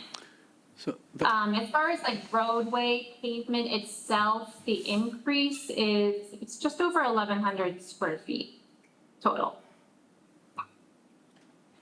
Mr. Castro. Mr. Chairman, thank you for getting those matters shown. I had a question about the bike lanes my recollection is from the hearing is that you're proposing, Bridget, to add bike lanes on Crowell Road and Queen Anne Road. Is that correct? Yes. Now, was there a usage study done of the bicycling that's done in that north-south direction? Is there data on that? Because I guess I'll mention it because historically, before we had the Cape Cod Rail Trail extension, we had our Bikeways Committee design a recreational loop, I guess I would call it. And they still use that. But I'm just wondering how much of that is purely recreational. Do we know? Maybe there's no way of knowing. And how much is it really people commuting to work, for example, as opposed to the east-west passage where you probably see more people commuting to work, although I ran into some recreational bikers this afternoon coming to this meeting. it would seem to me that if Crowell Road, Queen Anne Road is purely for recreational, or mostly for recreational bicycle passage, I find it harder to justify putting a bicycle route on, a bicycle lanes on in that direction. But do we have any data that kind of supports what we're proposing here? That's my question. I would have to see if we have the bike counts in our general traffic count data.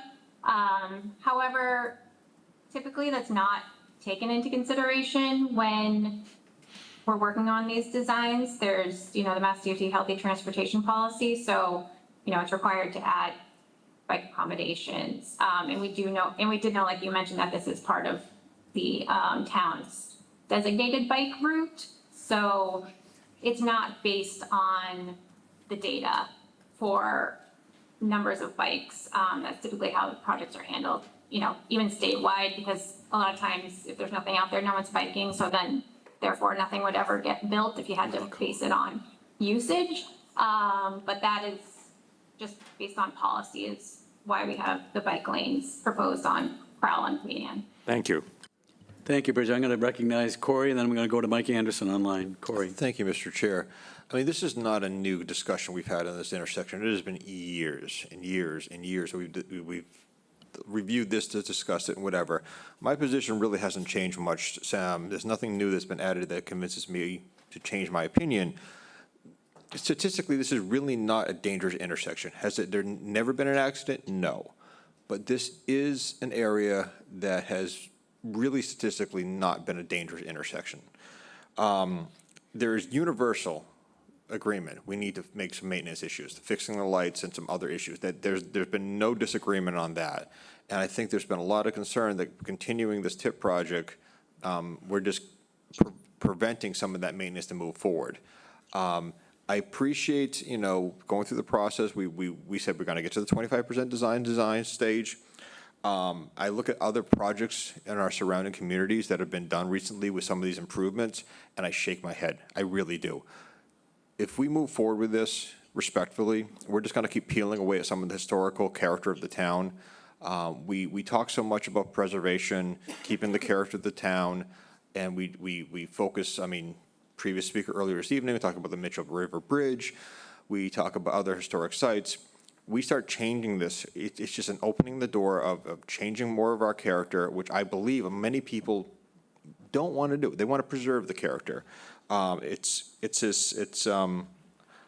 don't necessarily know if it's the town should take over it. I do think there is some merit that we should understand what the consequences and what exactly that does mean.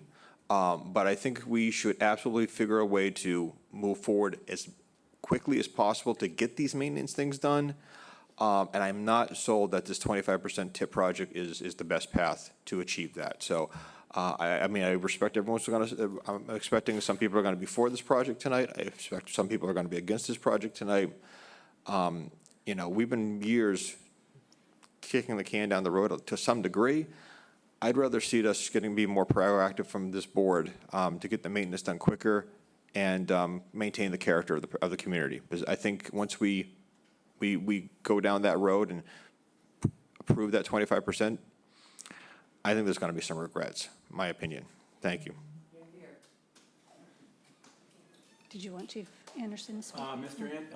Chief Anderson, I'm going to recognize you, please. You had your hand up. Yeah, thanks. Thank you, Mr. Chair. I do have some data to address Dean and Corey's comments. Dean mentioned bicyclists. We did some data that goes back to 2009. Since that date, regarding pedestrians, we've had 0 pedestrian involved in motor vehicle crashes. However, we've had 7 bicyclists. So in the number of crashes that go back to 2009, whether they were major or minor, we had 47. 0 of that number is serious injury crashes, and again 0 pedestrian involvement, but 7 bicyclists involvement. And then to address Corey's comment about this being a safe intersection. The data supports that. We do have some other intersections that might have fewer crashes, but they result in more serious injuries. For example, Stony Hill at Orleans Road. So it's just an interesting number with the data that 0 pedestrians, however, 7 bicyclists. Thank you. Thank you, Chief. Any other early comments by members of the board? Well, I will make a comment. I vehemently disagree with Mr. Medder's position. The data may not support the dangerousness of this intersection, but reality does. I drive it every day. I had issues just the day before yesterday going to church. A guy on a bicycle in front of me. There was a truck blocking the intersection. He wanted to take a left onto Crowell Road. I wanted to go straight. Didn't leave me enough room. I couldn't get to the right, had to wait. Light turns yellow, then red. Oh, and then the pedestrians come walking across. They go hip-hopping, scampering from island to island, looking, waiting for a light where they can go across. That intersection is a 5-road nightmare. And in terms of, I take immediate umbrage with the notion that that's an historical gateway to our town. I've lived here since 1976. And when I landed here, there were 2 gas stations in that. There was a Gulf station on one side and a Texaco station on the other. And now we have a Mexican restaurant next to a chain pharmacy and a village market on an office building across the street. Now they grace our important gateway to our town. You're saying if we do this, it's going to, the Finance Committee has made it a cause célèbre to not go along with this. They have a mantra for years that this is an awful thing to do. Well, it's an awful thing to accept a $5 million infusion in our infrastructure that makes our roadways safe for both pedestrians and vehicles. Why would the Finance Committee weigh in against that? Because we're urbanizing the gateway with lights that make sense, that rationalize the traffic, and crosswalks that allow people to get across? I don't think that's urbanizing. So do we like bent signals? The signals are bent on shafts there like they're bent in the wind. Yes, if you're going to say we're going to reject this, what is our plan to improve it? What is then our plan to improve it? Is safety not our number one issue other than the environment and water and schools? It's right on our goals and objectives. I don't understand it. Yes, it took years to get here, but now we're here. And to say outright that we're going to reject it, and we have a history of leaving big money on the table, $1 million here, $5 million here. We have a proclivity for that. We have a history of it. I don't understand. I really don't. I'm sorry I'm pontificating, but, $1 billion for the Council on Aging. We lost the boat to Orleans. The boathouse somehow has miraculously come back. If we say no to this, I was told the tips, getting back on the tip is not an option. You're not going to ever get MassDOT monies or federal monies again to improve this intersection. We have a potentially 150 parking places going to be on Depot Road. 15,000 vehicles traverse there every day. I'm sorry. It's arguably our worst intersection in town. And we have now a proposal that is going to give us $5 million to improve it. Why would we say no? Because we're urbanizing the gateway to our town. How so? We have Mexican restaurants, and we have the UUs right there. There's our gateway. And they haven't messed with the UU. What else? I just don't, I don't know. I guess it's the turning lanes. We have a turning lane that allows people to be safe. And we have pedestrian signals that allow pedestrians to be safe. The pedestrian walks there are horrible. They're horrible. Change is difficult. And I'm probably in the minority here, but proudly so, because I think we're foolish to leave $5 million on the table to improve our infrastructure that allows our vehicular traffic and our pedestrians and our bike riders be more safe in the beautiful entry to our town. You can stop in Dakota and have music. I mean, I just don't get it. People come screaming down the hill. You're trying to take a left into Kroll. You got to wait for a break. You lose the light. That intersection's a nightmare. So we have a traffic safety committee that said they weighed in favor. We got a bikeways committee that says they weighed in favor. And typically, we like to abide by what our committees say. I would like to hear from the fire chief, to understand from the fireman's perspective, from what we're doing, how this could potentially assist the fire department or not, as the case may be. I understand now, and I would like some understanding on how we control the lights now, Justin. And are we able, our ambulances are, but our fire trucks aren't able to control the signals at an intersection? And how do you view this update? I don't mean to put you on the spot, but I feel pretty strongly, as you can see. Good evening, everybody. Fire Chief Justin Tavano. There you go. So to answer the first part, Mr. Chair, as far as controlling the lights, right now, our ambulances have what we call an Opticom system. Our fire engines and ladder truck do not. Currently, no lights in Chatham have the equipment installed on those for us to have any control of the lights. So the reason that the engines in the ladder truck don't have them is they typically don't head into the bigger municipalities like Yarmouth and Hyannis, where a majority of those lights are installed. But our ambulances, obviously transporting to Cape Cod Hospital, do travel through those intersections. So it's a passive control device. There's a strobe light built into our emergency lighting system. When that optically sees the strobe light on the traffic light itself, the two marry each other, and that's what controls the light system. So it's passive control. We have no manual control over them. It certainly creates an advantage for us. They are programmable. What I would suggest, if we do move forward with this project, or even move forward with just replacing the lights, installing the equipment, the way that most lights are set up is that the travel direction of the emergency vehicle stays green while the other directions turn red. Mm-hmm. Because of the nature of the five roads coming together, my concern a little bit would be that it would misread what direction we're traveling in versus another vehicle. So what I would recommend is to have the entire intersection turn red, for us to be able to, that would stop traffic in every direction to allow us to move forward. As it stands right now, when we respond down to the west, we come down Depot Road, and we travel the wrong way through that intersection. Looking at the plans, it has that median grows in size a little bit compared to what's there. It's not really going to speed up our response in any way, or slow it down. We're still going to have to come to pretty close to a stop to make sure we travel through that intersection safely, especially if we move in a direction where we do have control devices. We still are obligated to stop at red lights, even with our lights and sirens on. So I'm hoping I'm touching on some of the important pieces that you have, that you're interested in. As far as my feeling about the project overall, transparently, as a non-resident employee of the town, looking forward, it's not going to be my tax dollars that have to maintain it and improve it. I defer to the folks that design things like this and move forward with the assumption that they are attempting not just to balance the flow of the intersection, the flow of the traffic, but also to prioritize safety.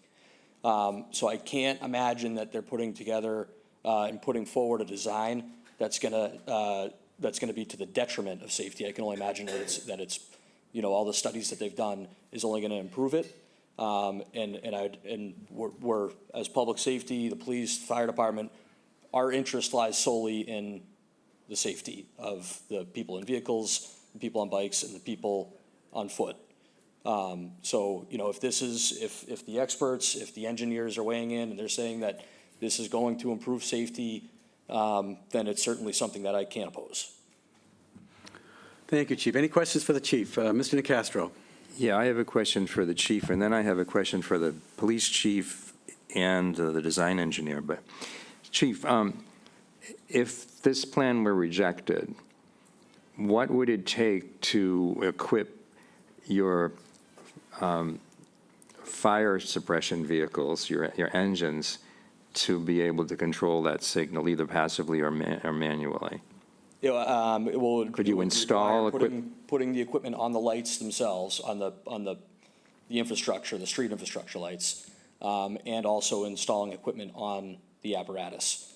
So those lights currently belong to the state.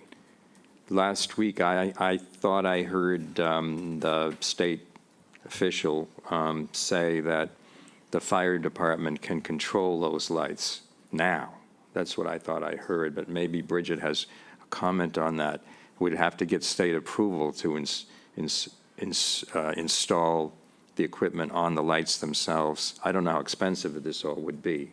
I know as far as installing the equipment on the trucks, the last time we got a quote on that was a few years ago, when this intersection was part of our discussions. Yeah. And at that time, I believe it was about between $1,500 and $2,000 per truck. Bridget, if we were to go in that direction, what's the likelihood of the state agreeing to letting us put this equipment on the lights so that the fire engines can pass through there and control the lights? Yeah, I mean, I don't think they would have an issue with it. I think the issue that we have out there is that the existing signal posts that you have out there now are pretty short. And based on where they are, because the way it works, that the cameras that you would mount on the signal posts need clear sight lines to where the emergency vehicles will be coming from in order to read them. So we're not optimistic that how things are laid out there right now today, even if you put them on there, that they work well because of the sight line issue. So you might be looking at a situation where you have to, update the signals in some way. All right, thank you. I have a question that it's not related to this, but if there are other questions for the fire chief, I'll defer. Any other questions by the board to the fire chief? Any comments? Thank you, Chief. Please stick around. I'm going to turn to the public now and solicit comments. 3 minutes, please. Mr. Levitt. Ella.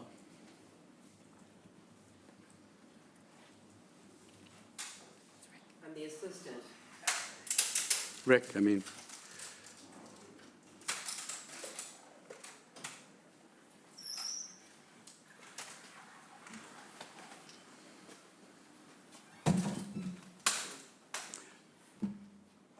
I was going to say thank you, Mr. Chairman. Where did he go? Right here. With the stroke, my vision and my sight has been affected, but not my vision.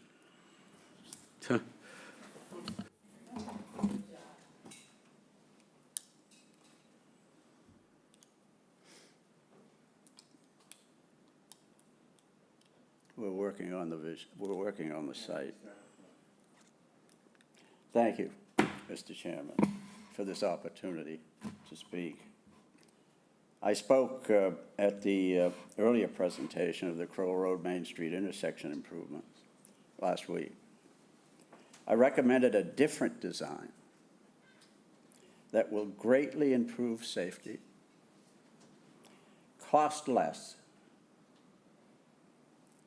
and importantly, preserve Chatham's historic character. I want to follow up. My comments really follow up on Mr. Messina's comments earlier.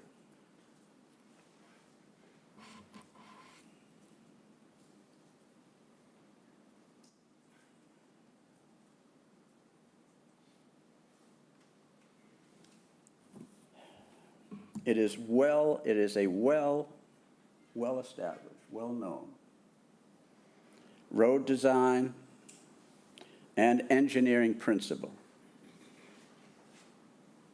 that adding or widening lanes to existing roads invites more traffic. So if you want more traffic in Chatham and downtown, build more roads. That's what this proposal is all about. we can do it differently.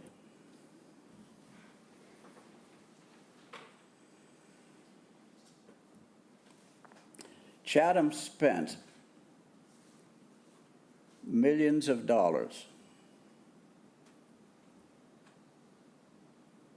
eliminating a turning lane in West Chatham recently. We're all very familiar with that saga.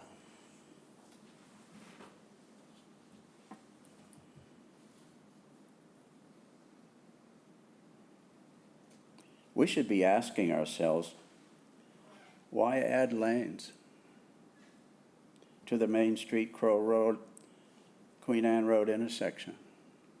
Why should we be adding more lanes in Chatham to invite more traffic to Chatham? For example, why not also the Main Street Meeting House Road intersection and the old Queen Anne Road intersection with Main Street? They carry heavy traffic. Let's do that there too. And while we're at it, let's get DOT, more DOT money and do it for all the big intersections on Route 28, from South Chatham all the way to downtown. We'll have a wonderful time building roads in Chatham and inviting more traffic. That's the issue that Frank Messina and I are harping on. You're changing the character of Chatham, the historic character of Chatham.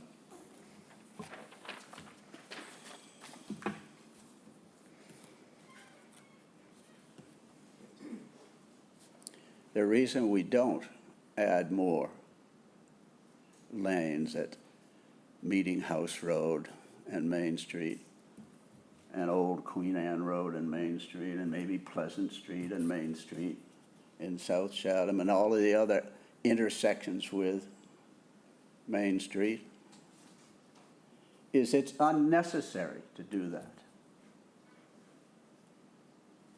Not that it changes the character of Chatham, it certainly does that. But you think about it. It's unnecessary. Why? Route 28 was designed more than a century ago as a pass-through highway for the Cape. Pass through. Get in your buggy, go on a Sunday stroll, and ride. Ride down the Cape and pass through developed areas, pass through village centers. Route 28 was designed, Route 28 and other pass-through roads were designed to accommodate people on a journey. Chatham is a destination, it's not a pass-through community. Route 28, as it is designed today, is I won't use the word. It's old-fashioned. It needs to be updated. When Route 6 was extended from Hyannis to Orleans decades ago,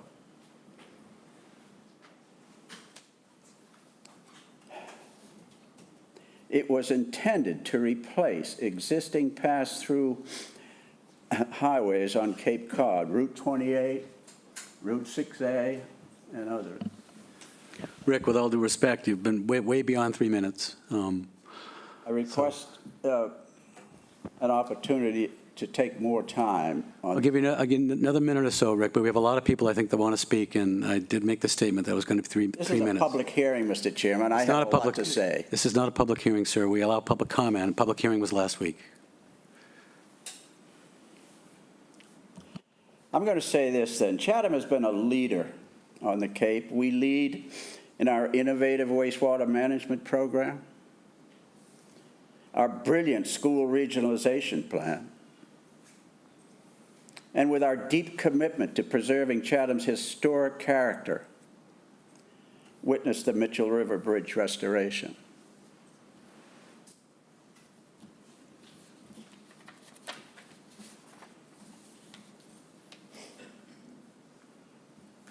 we do not have to sacrifice safety to preserve Chatham's historic character. Thank you. Thank you, Rick. Thanks for the comments. Would anybody else I like to? didn't get enough time to make my comments, Mr. Chair. Okay, Rick. So I got to walk back now.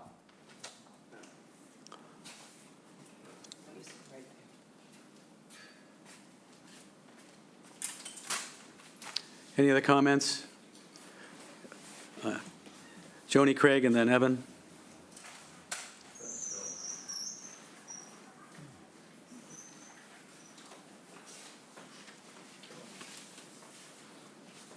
Good evening.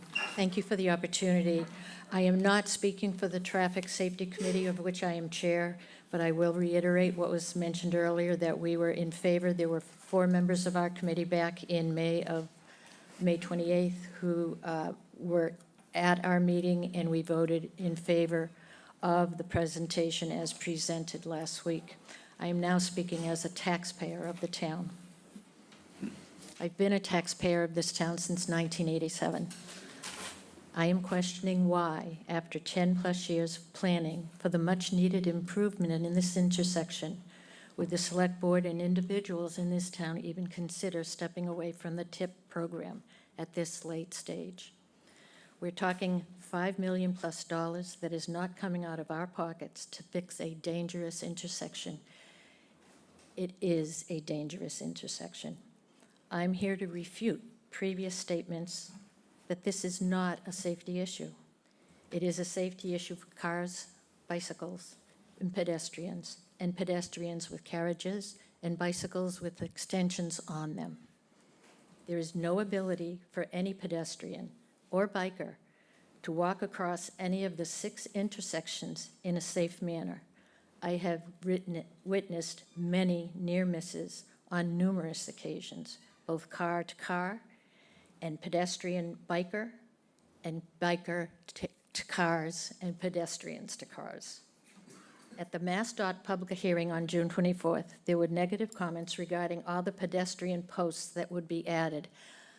I think they're very tastefully done.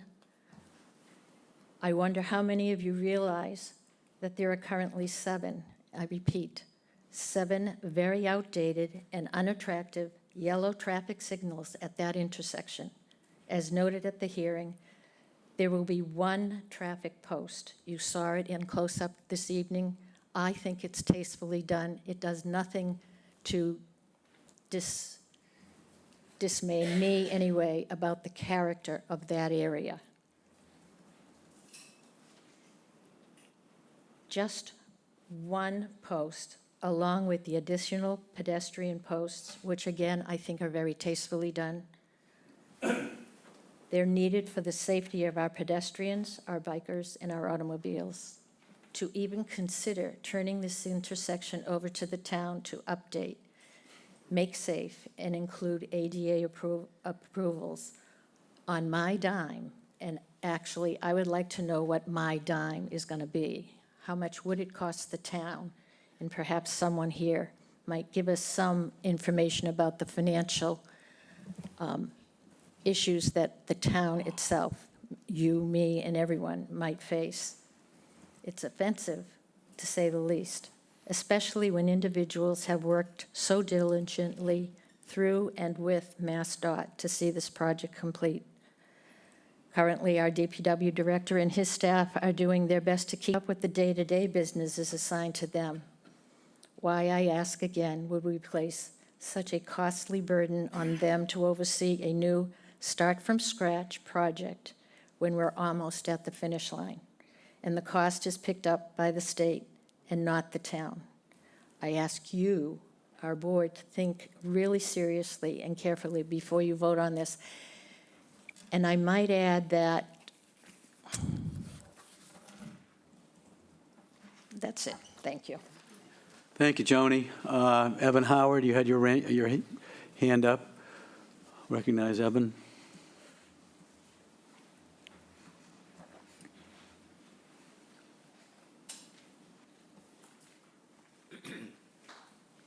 My name's Evan Howard from Chatham.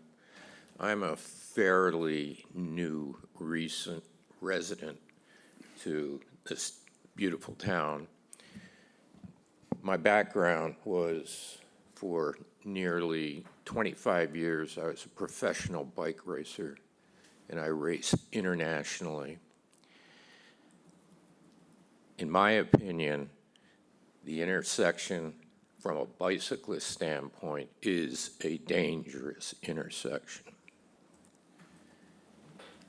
The roads in Chatham, in and of themselves, are very narrow. They themselves present some danger. Having lived here now for 3.5 years and ridden through the intersection, both in a bike and a car, I deem it as dangerous. And I concur with Mr. Dyken's feelings and opinions.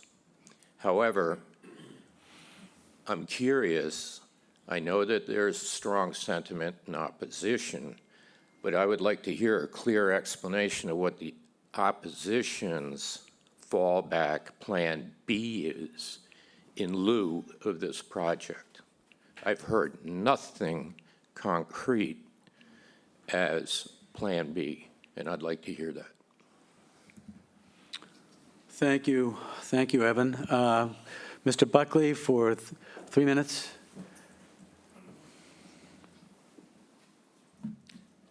Yes, thanks, Steve Buckley.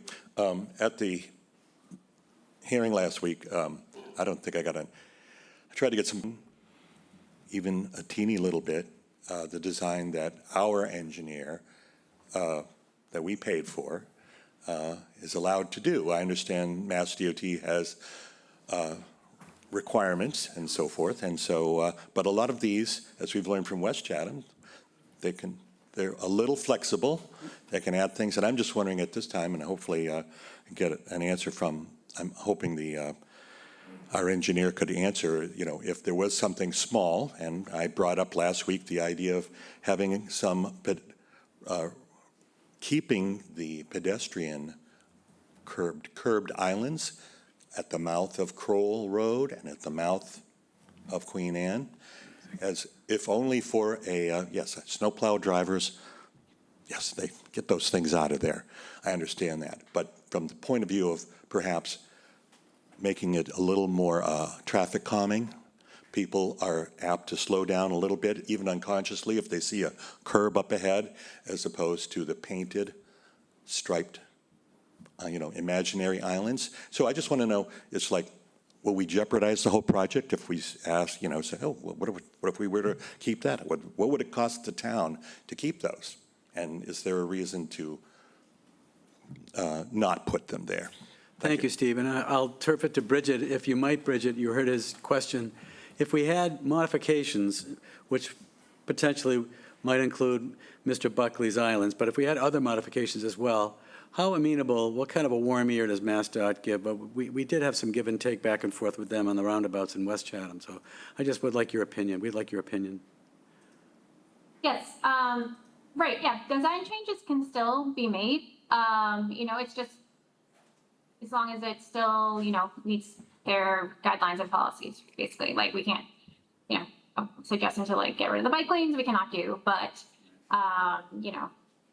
tweaking curb lines or, smaller adjustments. I know we did talk about the islands at the meeting last week, and I provided some reasoning for that, why we did not have that there, but yes, there are things like that if comments are made, we can take them, see if they can be done in a way that's not, that would still be approved, and yes, there is still leeway. And is the mechanism to do that, to write a comment online or to them, or communicate through you, or what's the best mechanism? Yeah, it would be, it depends. It could be through us. We could relay comments to the town. If it's something really minor, we would likely just incorporate it in our next submittal. If it was something more that we felt like we needed their okay on, we would run it by them. But yeah, it could be either way. If you would like to go straight to the Mass DOT PM, you can do that. We would still get it, or it can go through us. Okay.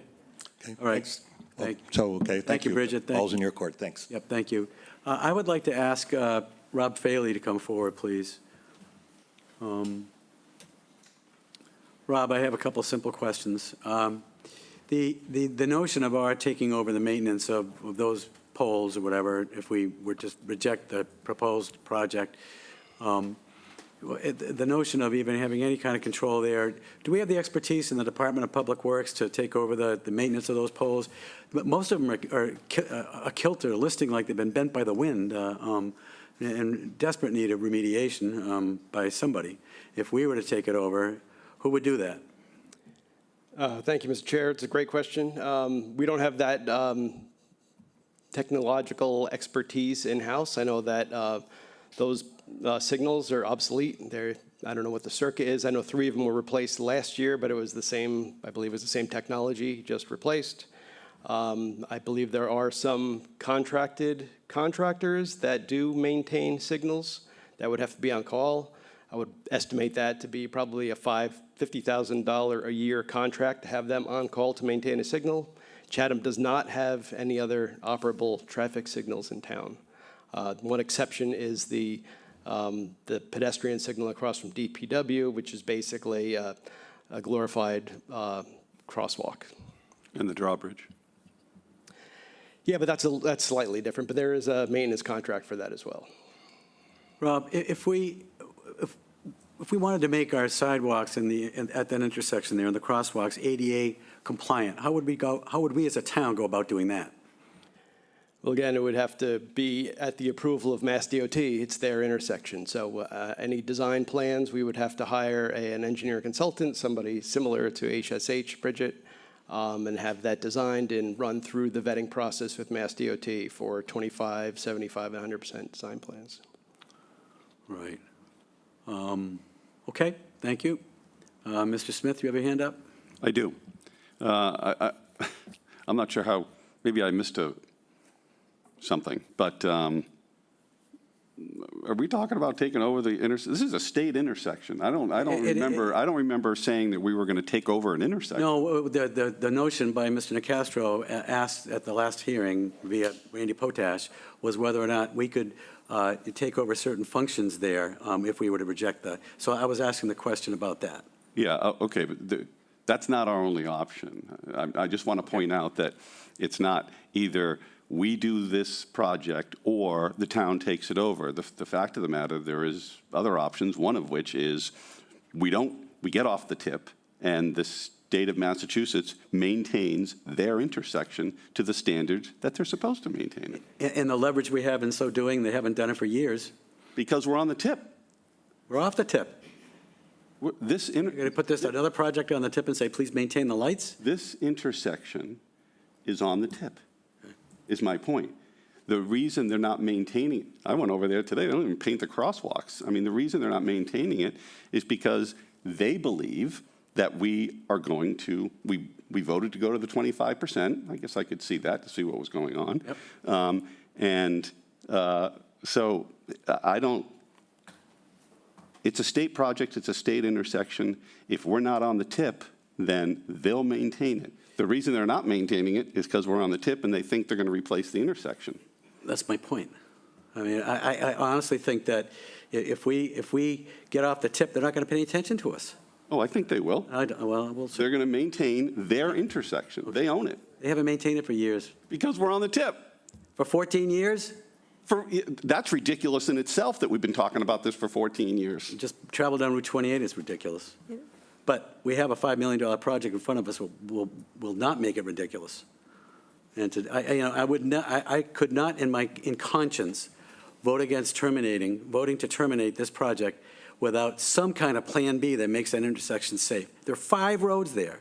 It's clearly a danger to pedestrians and vehicles alike. It is clearly, I'm sorry. It's not 2 roads converging, it's 5 roads converging. 5. You know, it's very confused, and especially in the summertime, very confusing.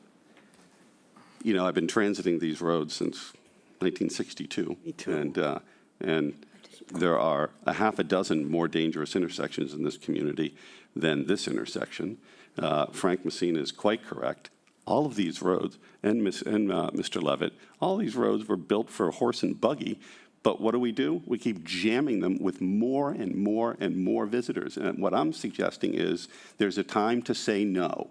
And when I hear the state of Massachusetts at the hearing say, we would like our intersections to look uniform from here to Falmouth, I don't want this intersection to look like Yarmouth, Falmouth, and every other community that has failed to keep their character through their lack of zoning and planning regulations. So I haven't supported this. I think you should put a dagger in this thing and kill it and move on and get the state of Massachusetts to maintain their intersection. They own it. If we're off it, they'll fix it. You guarantee that, Stu? That's what I'm hearing from the state, is that they will maintain it. I asked, could they redo the curbing? Could they add the ADA ramps? Could they straighten the light poles that blow over in the wind? Could they paint them? Could they paint the crosswalk? All of the things that normal agencies do. Of course, we're not going to ask our DPW to do that. That's just... Well, the question was posed. Okay, well, that's not what I'm suggesting. Thank you. Ms. Potash. Thank you. So I'd like to ask Bridget a question about a possible Plan B, if you know. What Stu just said about all those repairs that it would be in the purview of the state to do, is it true that us being on the tip prevents normal, everyday repairs to be made? It seems like maybe the theme is, well, we're going to fix that whole area so it's not worth making it safer today. So I just also want to point out, just for the public, because people have asked me, what is the TIP? So it's the Transportation Improvement Plan. Is that accurate, Bridget? And if you could answer that question, if it's possible for you to answer, please. Yes, right, it's the Transportation Improvement Program. I don't think I could say 100% certainty the reasoning on that, if that's why they're not coming in. That's more of a Nassau District maintenance issue, and that's, I guess, not something we're typically involved in, so I can't say for sure yes or no if that's the reason why they haven't come in. But I guess I would add, if they do come in to do maintenance to upgrade it to ADA compliance, it's likely that they're still going to have to upgrade all the signals because of how old they are. You would still need pedestrian signals at all of any new crosswalk you put in, and that would need to be tied to the signal system. So it's not just ramps, you'd still end up with all of the ped signal posts and likely updated signals. And I guess I can't guarantee if they would go mast arm or not. That's what if they're doing it on their own. Thank you, Bridget. Mr. DeCastro. Thank you, Mr. Chair. I do know that there are some other public comments that are anticipated, but I would like to make a comment and ask a question of Bridget and the police chief. The comment is, I heard Mr. Currier say last week, if you want to depend on the state coming in to maintain, you're going to wait a long time. I don't know whether that was related to the fact that it was on the tip or not, but that's what he said. And he's a proponent of this project. Yes, he is. But my understanding, Bridget, is, this is not the question that I want to get to in a moment, but is that this current plan could not realistically be modified with the state's approval if you eliminated the bike lanes and if all you really focused on was upgrading the traffic signals or restoring to better visual the traffic signals and putting in ADA compliant ramps. They won't go along with that. I'm assuming that. Is that a correct assessment? They want complete streets. Right. Right? They want all this other, I'll call it baggage. Mm-hmm. Right. So if you went in to do it just through like an access permit, so like if the town was to take it off the tip and pay for the construction themselves, you still need an access permit for the work related to the intersection. And yes, it still involves a lot of the same process with the bike and ped requirements. It's the only things I think might be able to get away from is potentially the bike lanes on Queen Anne and Crowell, just because those are town roads, but they do come into the intersection, so that's why I'm afraid to say that with like 100% certainty. If you were to upgrade it without the left turn lanes, there might be a way to do it without mast arms, but then if MassDOT's reviewing it, they still might require them. I think that when I was thinking of that situation, it was like if the town ended up taking over the roadway and doing everything on their own, there may be a way without the mast arm, but you wouldn't be able to do any of the left turn pockets just because you need them to line up. But you'd still end up with more signal posts than you have today. But that would likely only be if the town took over the road. Yeah, I'm not talking about the town taking it over. I'm talking about it remaining on the tip, getting the state to pony up the money, but to do much less than is being proposed Oh, now. to remain on the tip? Yeah, to remain on the tip, I mean, this is the design, as Okay. we have it. So here's today. We've already, we've gotten, exceptions to have, some roads not have sidewalks on both sides. We got them to remove the path along the church. I'm not sure what else they could, I don't think they'd really be amenable to removing much more from that. Yeah. So here's my question. A month or two ago, we had a discussion at this board, had nothing to do with the Crowell Road intersection, about paid parking downtown. And two members of this board, myself included, have been advocating that for 7 years. And it was basically rejected. We heard a lot of excuses and resistance to that. And we turned away money. But one of the reasons I know I supported that, and I'm a resident of the downtown area, is that the downtown is a mess in the summertime. It is a mess for pedestrians. It's a mess for vehicular traffic. There's more than Main Street downtown can handle. So my question is, if this particular design is implemented and put in place, will we be expediting more traffic coming into Main Street faster, such that, well, the result would be, if that's the case, I think it would aggravate and exacerbate an already bad situation, which nobody seems to really want to deal with seriously on Main Street. So the question is simply to you and to the police chief: do you think we're going to get more cars coming into downtown faster if this takes place, more efficiently, I guess? That's my question. I would not think it would, because it's not processing the through traffic faster. The actual overall signal phase is getting a little longer because now we have a left turn phase and there's also a pedestrian signal phase. So no, I would not think it would. Okay. Chief Anderson, do you have any? Thank you, Bridget. You have any comment on that question? Yeah, thank you, Mr. Nicastro. I think when you say faster, I don't want to put words in your mouth, but I think you mean an increase in volume as opposed to an increase in speed. I look at this project through the lens of public safety and risk management. Even though I might have said earlier, the data shows not many pedestrian or bicyclist incidents. I agree with many of the speakers tonight that have witnessed close calls or may have been a victim of a close call.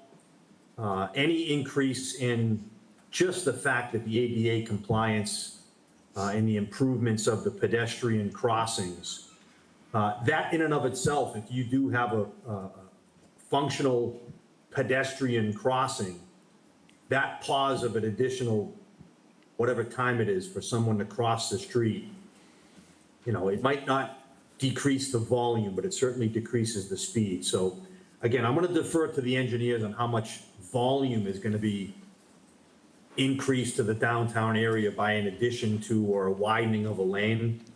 I'm going to divert right back to public safety and look through the lens of risk management and say that any improvements that we make should first be done in the pedestrian crosswalks, and any additional widening or inclusion of bike lanes.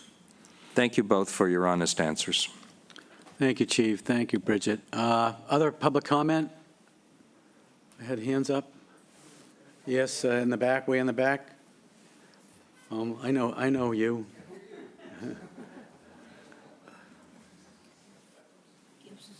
Okay, yep. Please identify yourself and speak directly into the microphone. Julie Eldridge Dykens. And with all due respect, come on, you guys. The state is offering money to repair an ugly intersection.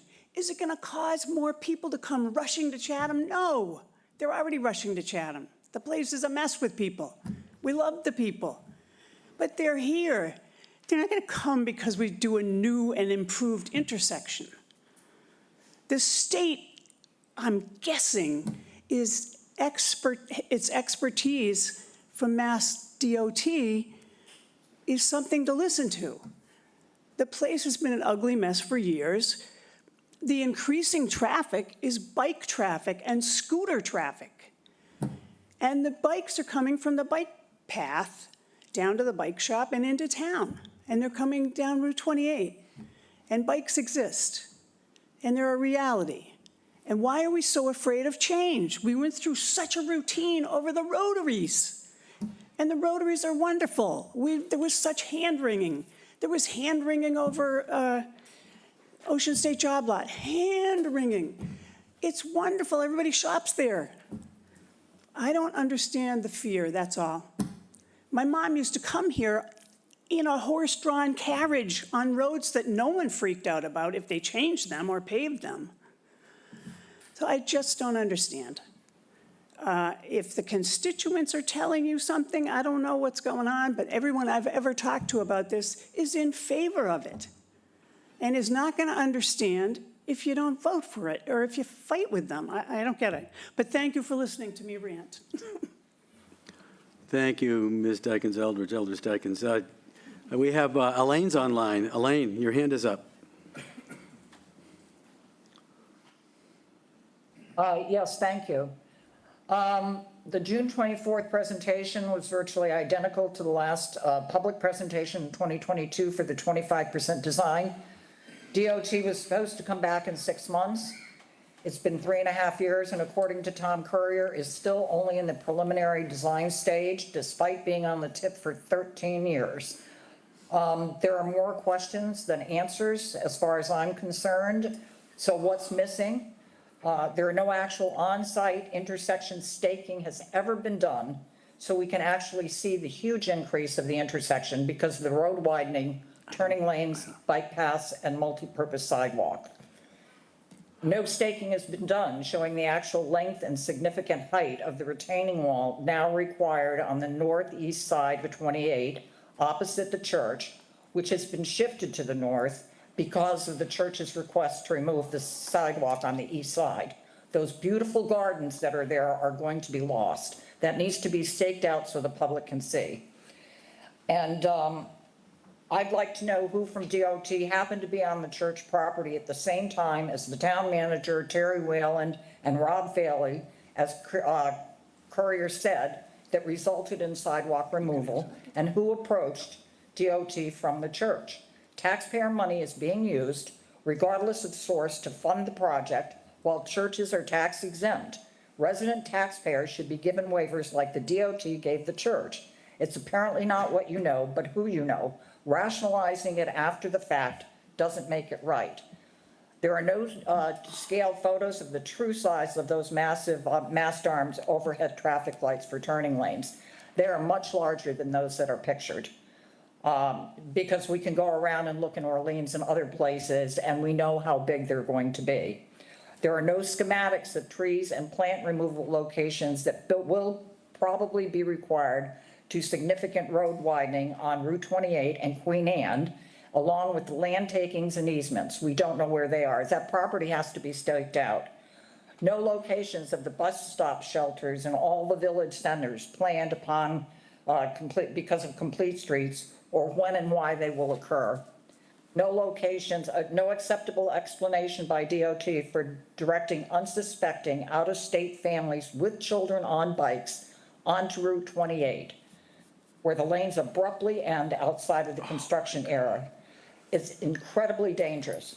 The statements made by DOT at the hearing were inaccurate and misleading, saying that bike lanes are primarily intended for those going to work, not recreational. That's not what the signs say or what will occur, as there was discussion that the plan is to ultimately connect them to the rail trail. No reasonable explanation from DOT why a small historic coastal town requires 65 huge unsightly directional sites on poles, lights, and the roadway planned in this small area, causing utter confusion for tourists. No statements of, no status on the waivers that we applied for because of the historic and environmental issues. No photos of the voice-activated pedestrian signal poles. I haven't seen them up, except from a distance, and again, I think they're just renderings. That will be in addition to an unknown number of traffic lights from Queen Anne and Depot and Crowell. So one of the questions I'd like to know, if all the signals go to red, when one person is crossing, how long do they remain on red? Because the entire intersection, my understanding, will come to a stop. If a second person wants to cross, I assume they all go red again. That could go on indefinitely, leaving all traffic at a standstill. Turning lanes will not only back up traffic. Elaine, you're well beyond your 3 minutes, Elaine, and Okay. but thank you for your comments. We received written Mr. comments as well. Dykens? Yes. Mr. Dykens? Yes. This was supposed to be our meeting. We were told we were supposed to come here so we could weigh in. You did not put 3 minutes on the agenda so we could prepare. You have spoken for at least 25 minutes on your own vociferously about this project, and you had already spoken at the public hearing. So I would ask you to let me finish this because Elaine. we didn't know that you were going to do this. This is too important. I would like to finish my comments. Well, I mean, some of them are pretty far-fetched, Elaine, and they think that all red lights and stuff, I mean, these folks are professionals. They're not going to have all red lights all the time, and they're going to time the lights correctly. I mean. I am asking them, not you, Mr. Dykens. And you should show a little bit more respect to Mr. Levitt. It was shameful. And I'd like to finish my statement here. I've been working on this, and every time I am told to step down. You've been talking for now a half an hour, interrupting people. Okay. East of the project to the downtown rotary, no mention of repairs or a new lighter planned at the downtown rotary, which is outside of the project's boundaries, with crumbling curbing, a tilting light that was hit over a year ago and still has the tire tracks in the island, and a small, totally collapsed island with red cones. That area is not on the tip and is therefore DOT's responsibility to repair and maintain, yet for 12 years it has been ignored with no repairs or basic maintenance. It is a hazard if that light falls on a car. The next steps, we only have to look to West Chatham. Entering from the east has been described by many as looking like the entrance to a federal prison. It is disgraceful and irreversible, no matter how many times we've been told otherwise. Leaning telephone poles, massive transformers, overhead wires, and too many flimsy cheap lights on the north side, and no maintenance. Out-of-state cars routinely do not yield and go around the rotary the wrong way. And I had someone do that to me today. It happens constantly. One size doesn't fit all. We're not Boston. We're a small, historic seaside tourist and full-time community that should not be required to have complete streets just because DOT says so. People have come to Chatham because of its historic simplicity, fragile environment, and beauty, and now it's being turned and ruined to accommodate those very people. There's no reason to believe DOT will complete this project in 2028 season, especially with the summer moratorium and delays where Eversource is involved. DOT can't keep their story straight. They say one season, then laughed and said maybe true. There's a huge difference.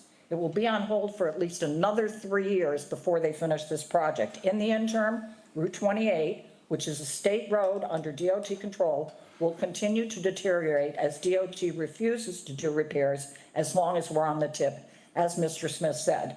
After 13 years, it's time to get off the tip and demand maintenance and repairs on Route 28, including the downtown rotary. DOT should not threaten us that it could be years for maintenance. That's their job. Nor should we be forced to take over the maintenance and liability of a state road.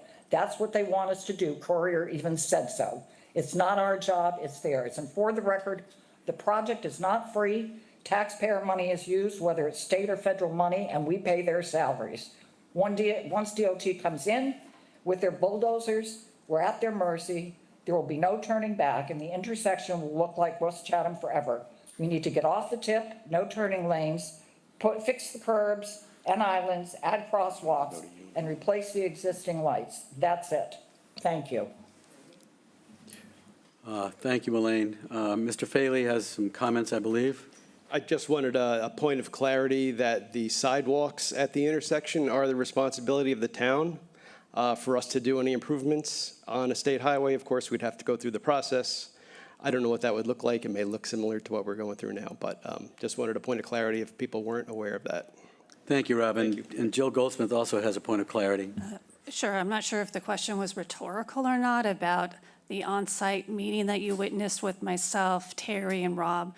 We were requested by the church, the Westgates and Evan, who's here tonight, to review the plans with them following a meeting that apparently may have been on site with MassDOT as they were looking at, I think, some of the utility drawings. So it's not who you know to get action from the town.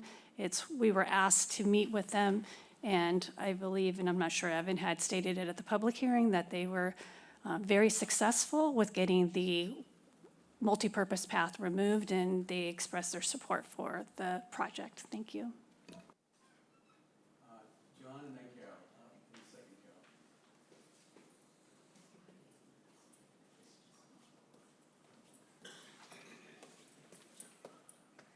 John Hogan from South Chatham and Clearwater, Florida, where traffic lights abound like crazy, which I think is what gives me the reason to say that this is definitely, I think, a good project to do, because when I'm down in Florida, I have to use, in 3 of the 4 ways to get to my house, I have to use basically a turning lane in order to get there.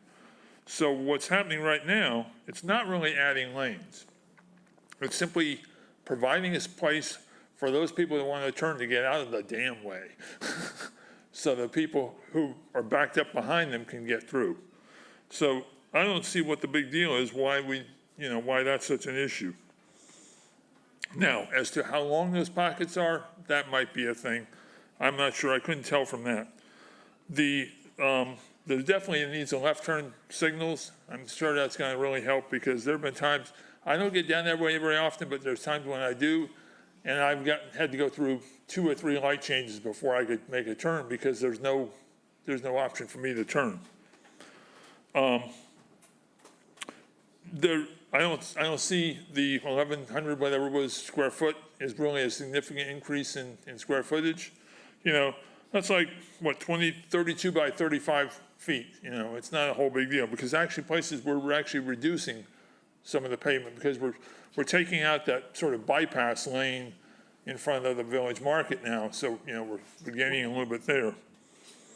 I don't think that signal arm is a mast is going to be objectionable, because that's what I think most of the tourists are looking. They're looking up for a signal. They're not looking where, those signals right now, that type of signal, they work fine at maybe at Old Harbor and Shore Road, where there's just a 4-lane 4-way. But at this intersection, no, it just doesn't work. So I'm sorry. So I'm definitely all in favor of this. I'm trying to think of if there's anything I missed, and I don't believe I have missed anything, and I think I came in less than 3 minutes.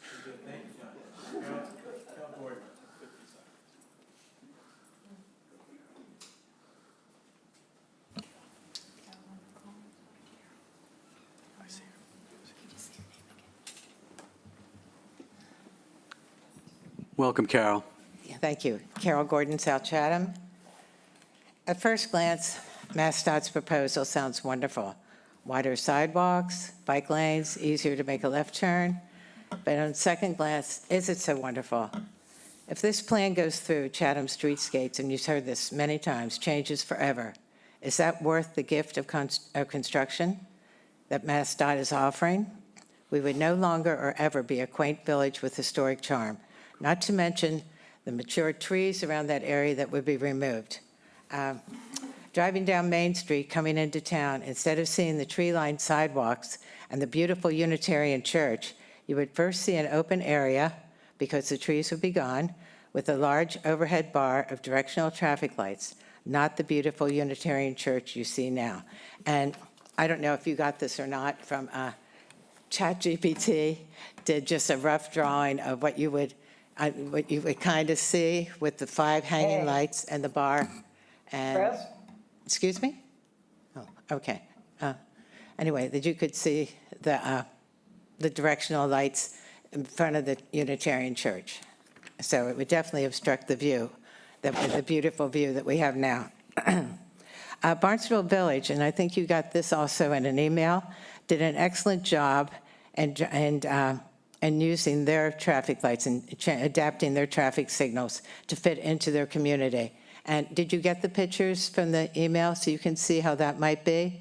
And they certainly serve the purpose and looks a lot nicer than all the lights that we're considering. Where in the Cape have you seen something like this as an entrance to historic downtown? Chatham is supposed to be special. Everyone's talking about making a left-hand turn. Okay, do you have that problem in September through May? Are we again turning our town upside down for a 10-week summer season? Then there's safety. Of course, we're all concerned about safety. But as MassDOT said at the meeting, with their traffic study, they said since 2017, there have been 8 incidents at that intersection. There most likely have been more at the Four Corners intersection and on Route 137. So I believe that, I also believe Mass has a list of major dangerous intersections, and Kroll Road is not on that list. Frankly, I'm really tired of companies strong-arming us into decisions that may not be in the best interest of our town, telling us that we would go to the bottom of the list and our roads and curbing repairs may be delayed if we don't take the proposal. MassDOT has to do their job.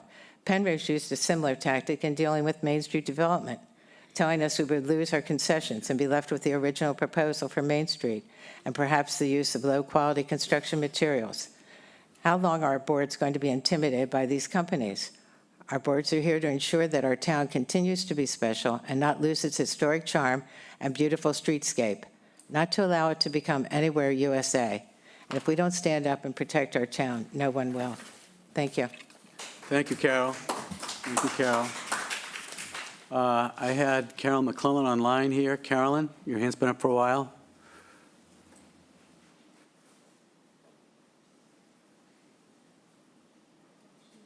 Carolyn, you're online?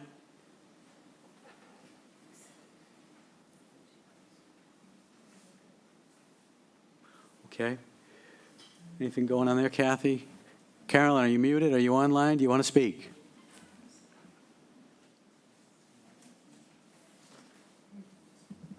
Okay. There was a hand out here. Ian Timpson?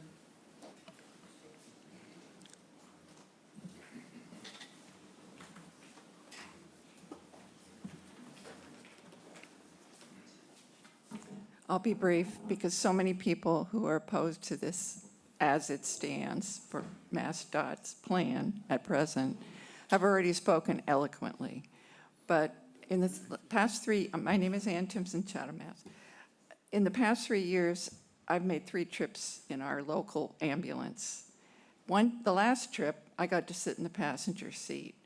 And although the driver was going 85 miles an hour, we talked the entire time about why they don't need Opticom, because they don't use it anywhere but when they go to other towns and when they get close to the hospital in Hyannis, they sometimes use it.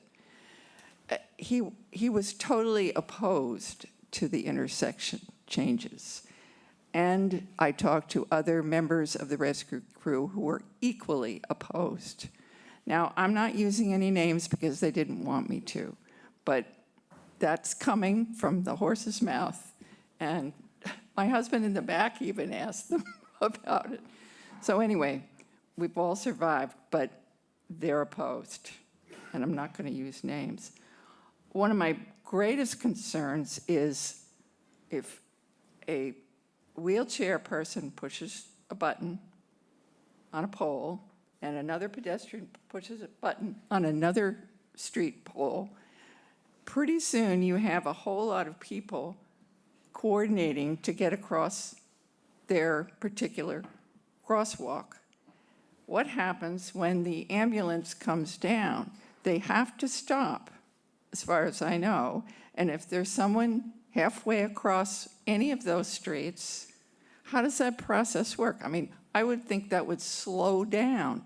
Right now, they can go through. Everybody gets out of the way. Bikers get out of the way. Pedestrians get out of the way. Cars get out of the way. If we create all the bike lanes, of course, the cars will not be able to get out of the way in the same way because they might hit a biker. And this is kind of what happened in California, where they actually slowed down rescue and fire because of bike lanes that prevented normal cars from moving a little bit to the right, which they do on Route 6. You see it. When an ambulance comes, all the cars move over. Any road where they can, a car will quickly move over to make way for the ambulance. So as far as I can see, the safety situation would be worse, not better. The other thing that worries me terribly is 2 years. That's what they're talking about. What's going to happen to the businesses in 2 years? Yes, they're supposedly going to be able to function in the summer, but what state are all these roads going to be in? How are seniors all winter long going to get to CVS to get their meds? And believe me, there are lines of them. And how are people going to get to the market? Where are people going to park with all the roads torn up? I don't think you're looking at the big picture, and it worries me terribly. I think the situation is going to make less safety and more problems in the long run. And as long as you continue to just ask MassDOT about options, I think you're not going to get anywhere. If you would like to look for options, which many people have asked for, why doesn't somebody contact Barnstable? Why doesn't somebody ask which engineer they used? Couldn't we just have one little meeting with an engineer, get some prices, get some ideas? Because that's one of the things that I think a lot of people, they're open to some improvements, but not this MassDOT over-regulation. And we do not want complete streets. And one complete street just allows the Cape Cod Commission to encourage a lengthening of that street. And pretty soon, the Route 28 will be much wider. You will have 10-foot wide bike lanes. You'll have at least 7.5-foot wide sidewalks, because I believe that's about what ADA requests. And you'll have a ramp. Every time there's a driveway or anything, you have to have an ADA ramp on both sides of that driveway. It gets very complicated. And that's really going to dig into an awful lot of people's front lawns. So you think about it, and I think safety is not going to be improved. Thank you.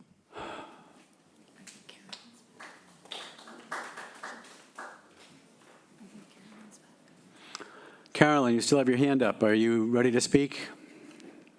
Can you hear me? Yes, we can.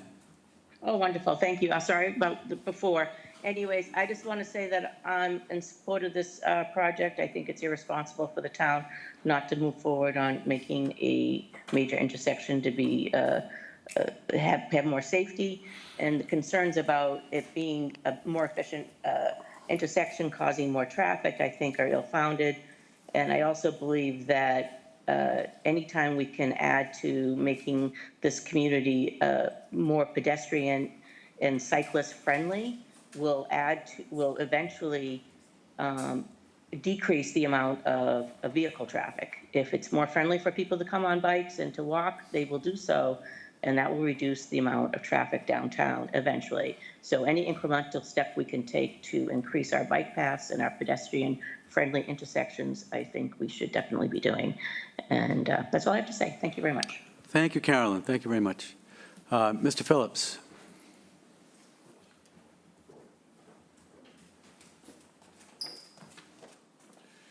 Brian Phillips, 374 Orleans Road. So I guess I'm going to start out with a question. I'm just wondering how much this is going to cost.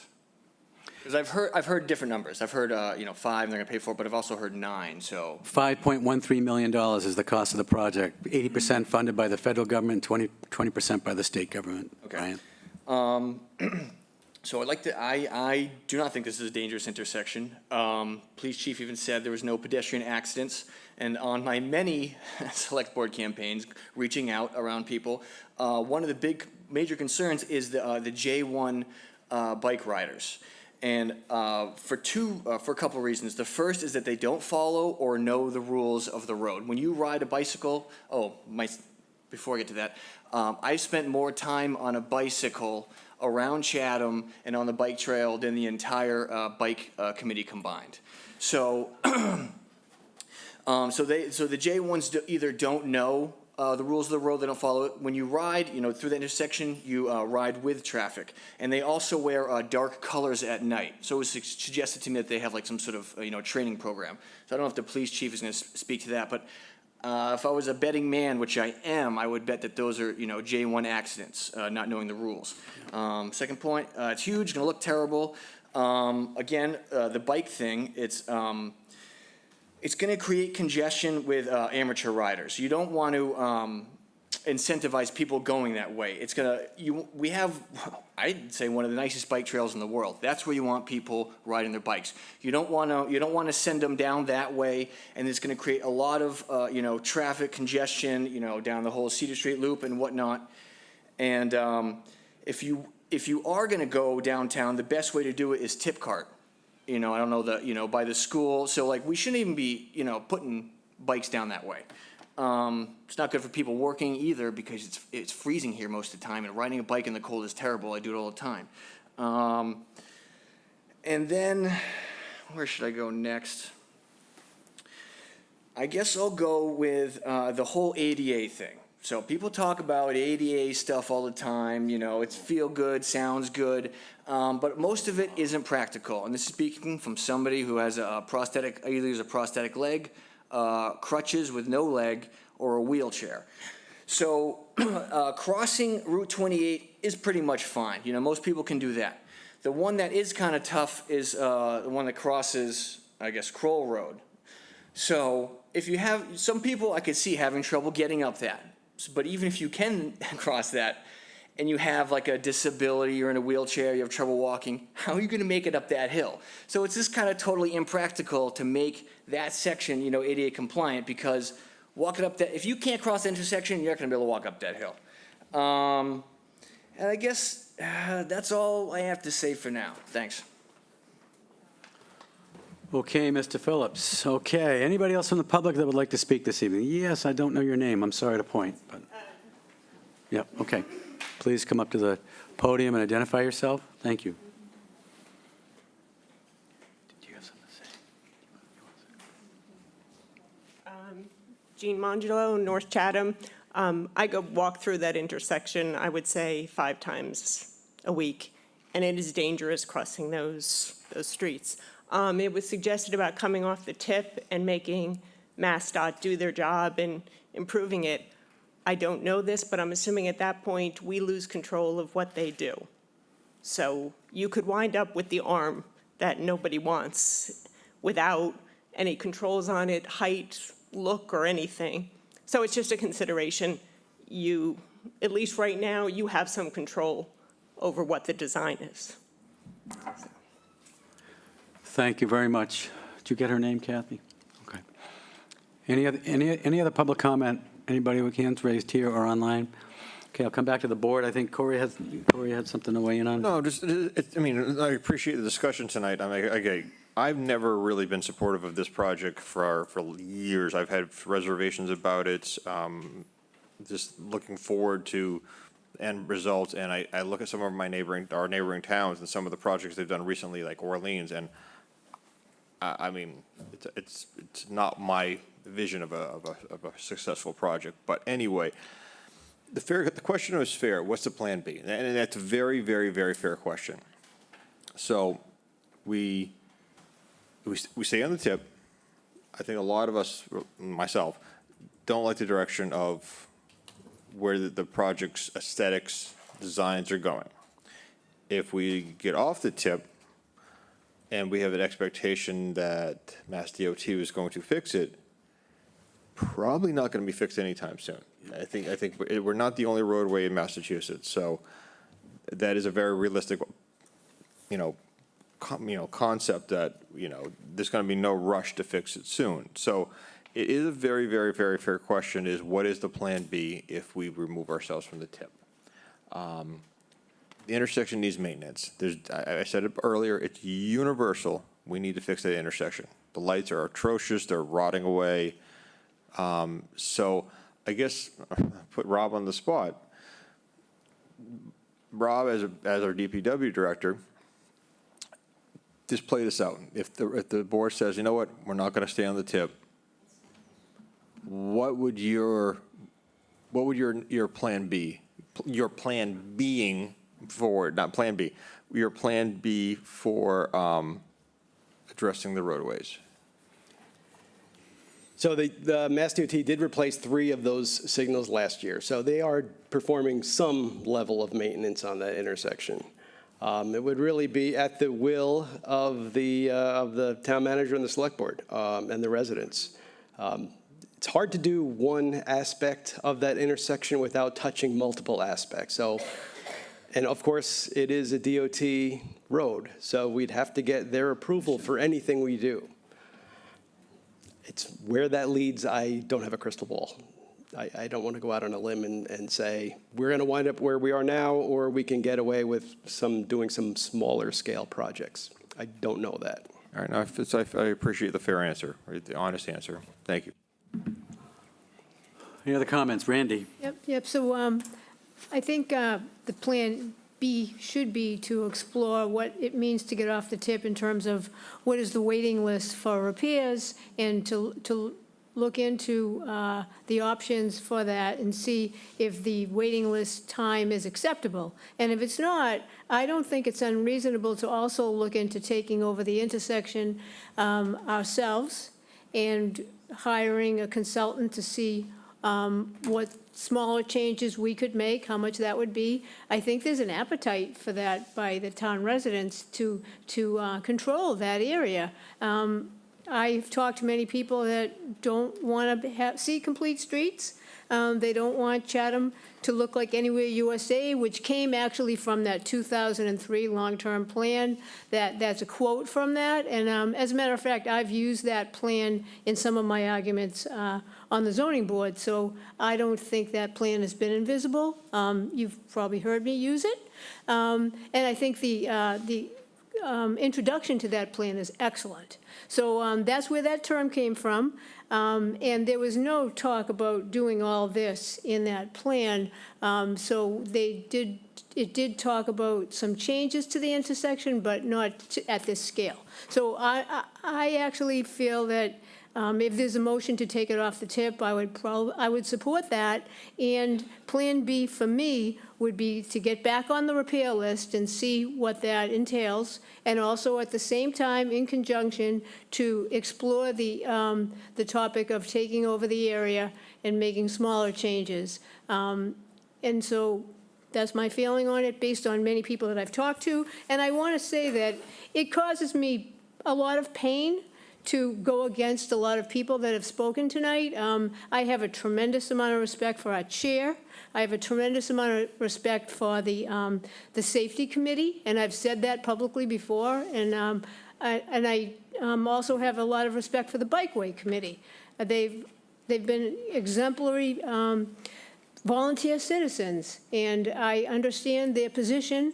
But at the same time, I'm kind of a person that if you're not sure what to do, don't do anything. And so that's kind of where I'm coming from. Thank you, Randy. Mr. DeCastro.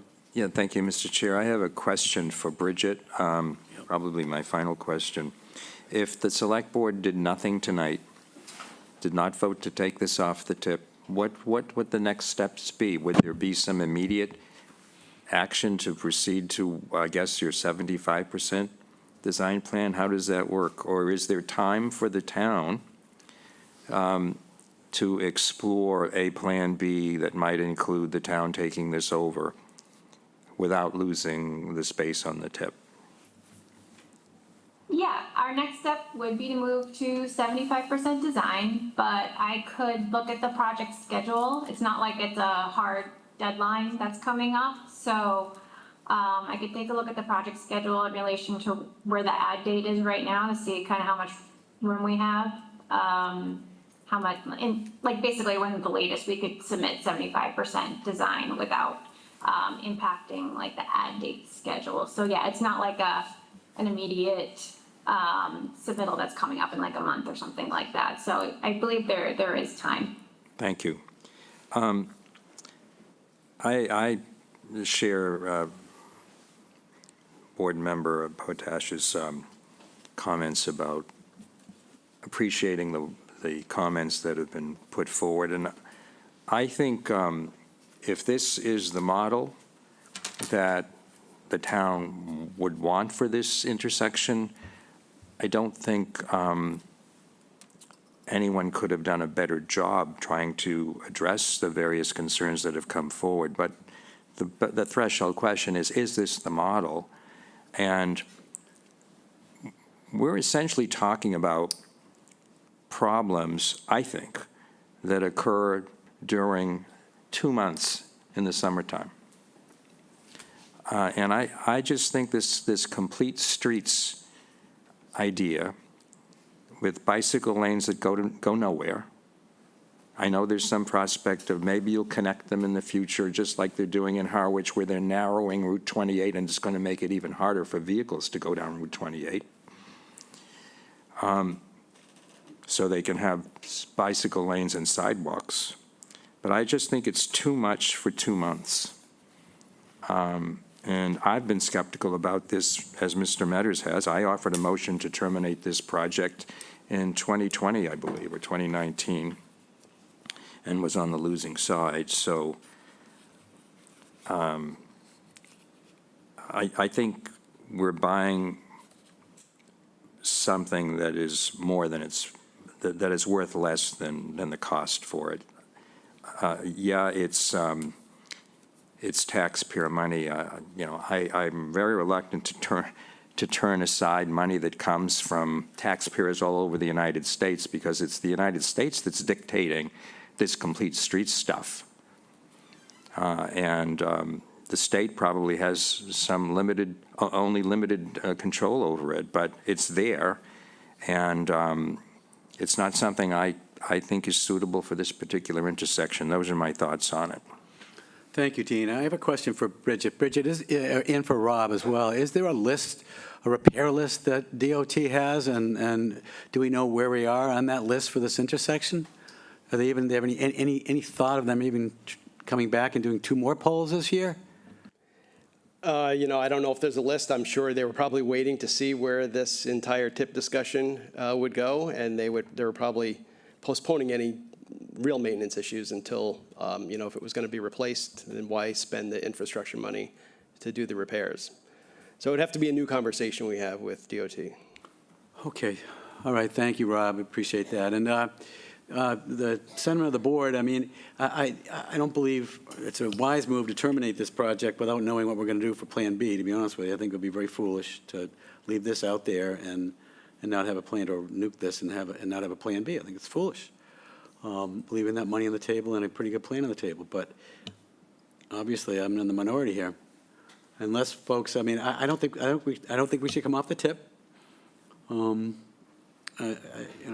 what I think. And I disagree pretty strongly with the viewpoints that have been expressed by my fellow board members this evening.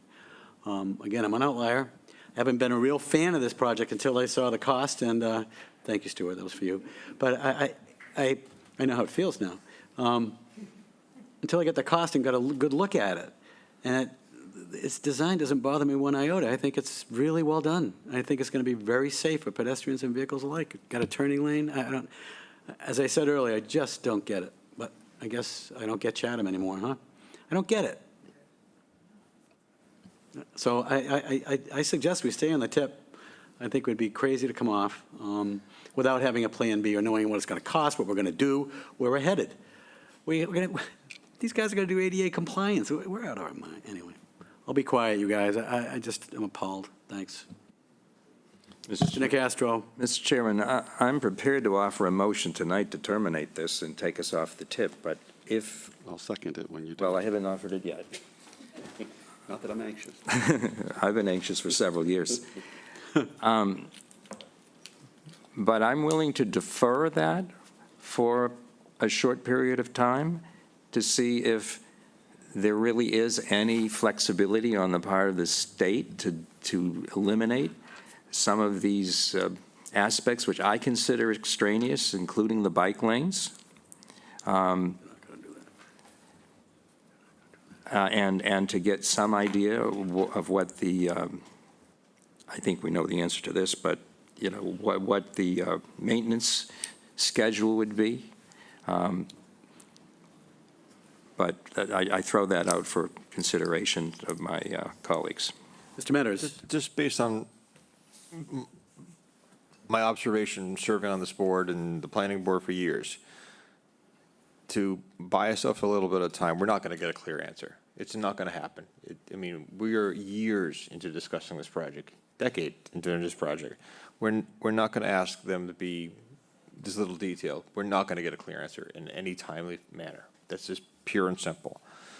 Two, you know, obviously Mass Highways is monitoring these discussions, and they're seeing there's some, you know, we're not all on board this project.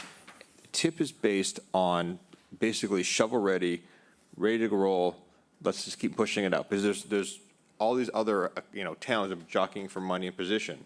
So, you know, as we have these discussions, and, you know, and I'm not a big fan of this project, but if I was, I'd be like, oh my God, we're going to be, you know, shifted in the queue a little bit, because we're going to, you know, give some other town may take priority, and all of a sudden this project's going to get kicked down another year or 2 or 3 or 4. So if we stay on the tip, I don't see this project happening for quite some time.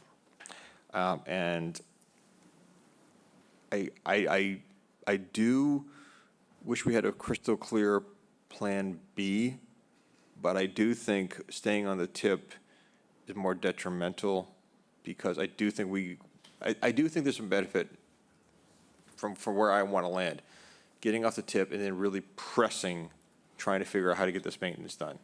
You know, but as long as we're on the tip, they're going to be like, well, you probably get the project done down the road. So we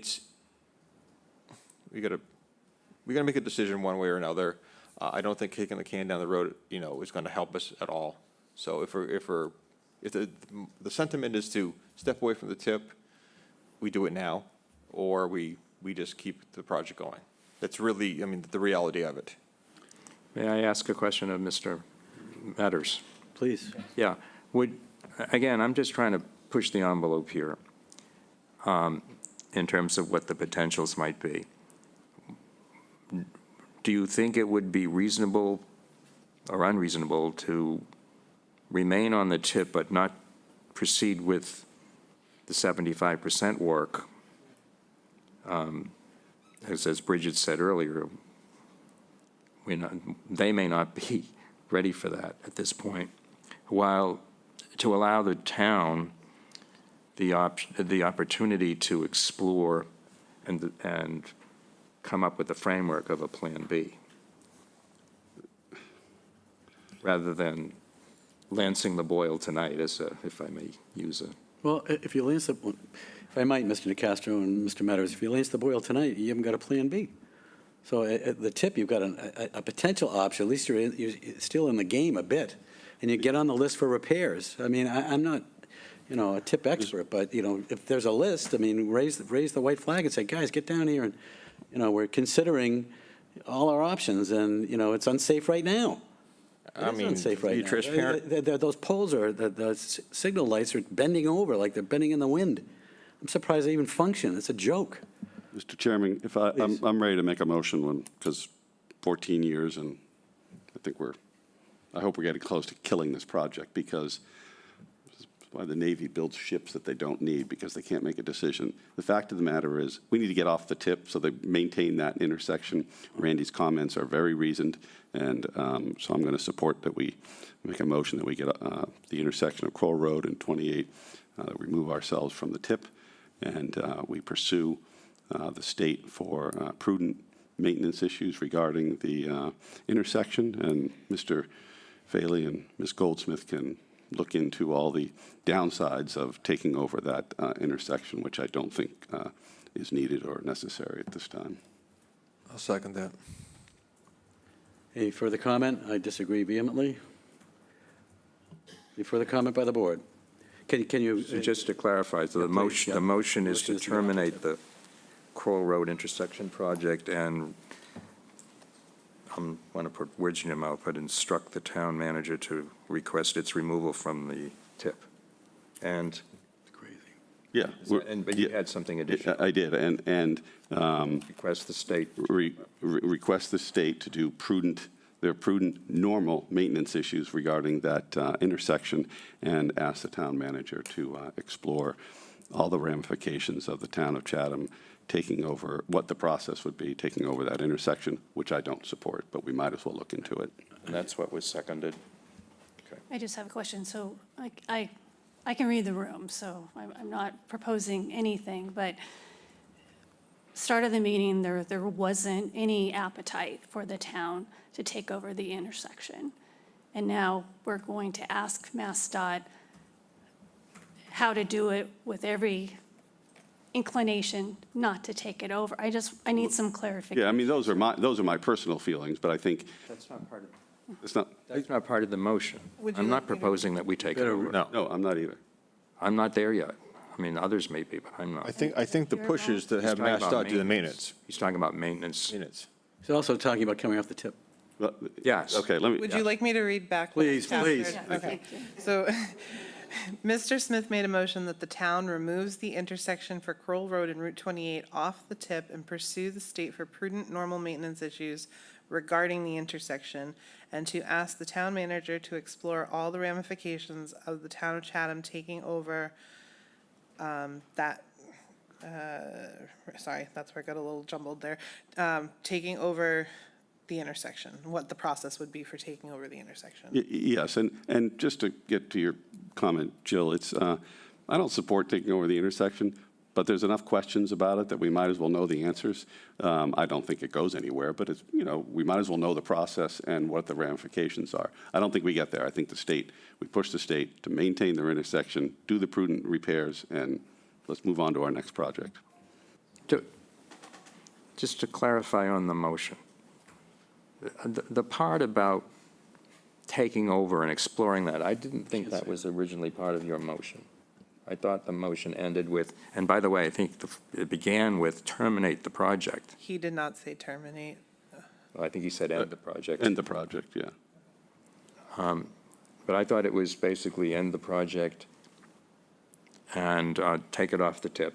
It is. Ask the town manager and staff to explore the, to Pursue the state. Pursue the state for maintenance. Yes.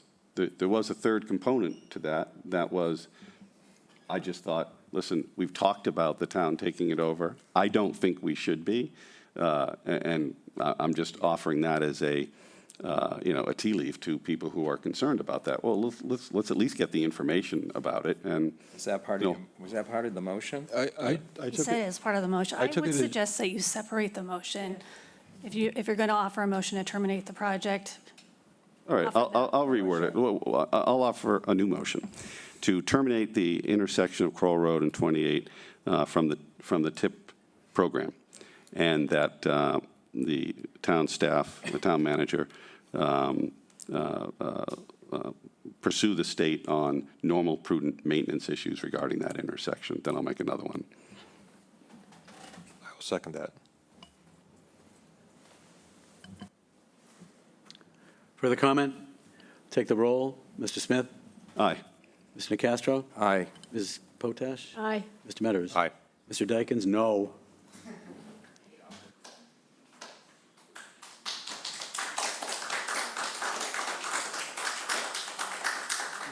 Mr. Smith? Yes, please.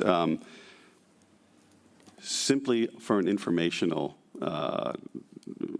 discussion, I'd like to make a motion that we ask the town manager to pursue all of the ramifications and process to, if the town were to consider taking over the intersection as a town project as opposed to a state intersection.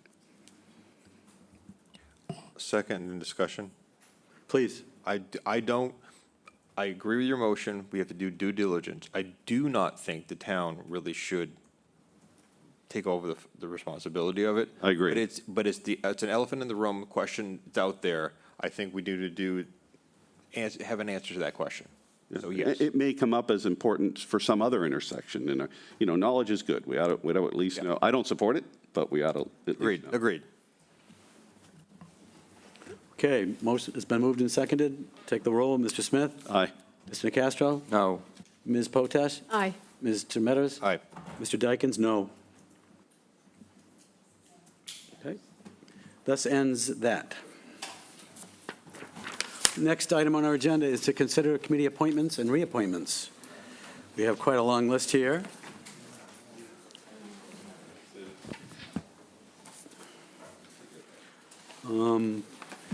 Jill, Kathy, why don't you take this one away, if you might, just for a sec here? Thank you, Mr. Chair. Yes. So what you have before you tonight are the remainder of the. Guys, can you please leave quietly? Please depart quietly.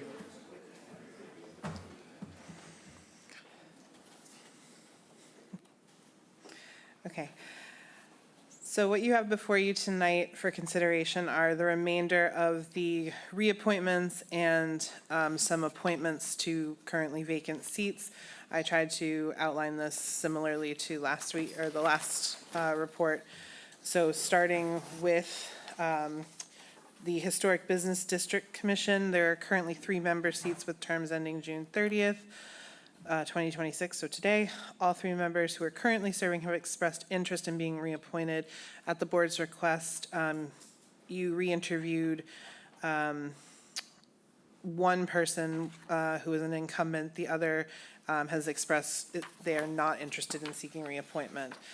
That being said, there will be 1 vacant alternate seat if you were to reappoint the 3 incumbents. So you have suggested motions before you. Okay, why don't we take HBDC? Let's take HBDC. Mr. Nacastro. Mr. Chairman, I move to reappoint Timothy Gilmore as a member of the Historic Business District Commission until June 30th, 2029, unless sooner revoked or a successor is appointed. Second. Okay, call the roll. Mr. Smith? Aye. Mr. Castro? Aye. Ms. Potash? Aye. Mr. Metters? Aye. Mr. Dykens says aye as well. Mr. Chairman, I move to reappoint Robert Burns as a member of the Historic Business District Commission until June 30th, 2029, unless sooner revoked or a successor is appointed. Second that one. Thank you. Mr. Smith? Aye. Mr. Castro? Aye. Ms. Potash? Aye. Mr. Metters? Aye. And the chair says aye as well. I have no more motions for the HBDC. I do. Okay? So I move to reappoint Sam Stryber as a member of the Historic Business District until June 30th, 2029, until sooner revoked or a successor is appointed.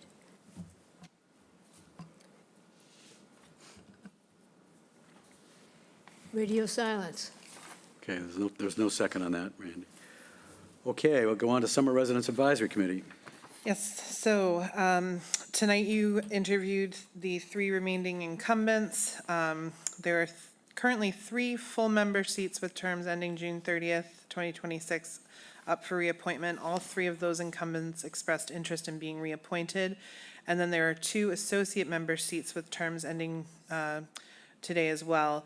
And Of those two associate members, only one has expressed interest in being reappointed. The other has said they are not interested in being reappointed. So that being said, there were, on May 19th, the board did ask to interview all the incumbents, and that, as I said, was completed tonight. On June 9th, you interviewed Don Drinkwater. June 30th, today you interviewed Frank Pinto, who is an associate member, member Jamie Meehan, and member Phil Richardson. Back on September 2nd, you interviewed Robert Wood, and on September 16th, 2025, you interviewed Robert Goodman. Both of those gentlemen expressed interest in being considered for appointment as well. So just for clarity, Frank Pinto expressed a sentiment that he wanted to be a full member, so I think if we put him in nomination, that's what we ought to do. Mr. Nacastro? Mr. Chairman, I move to appoint Don Drinkwater as a member of the Summer Residence Advisory Committee until June 30th, 2029, unless sooner revoked or a successor is appointed. Second. Okay, Mr. Smith? Aye. Mr. Nacastro? Aye. Ms. Potash? Aye. Mr. Metters? Aye.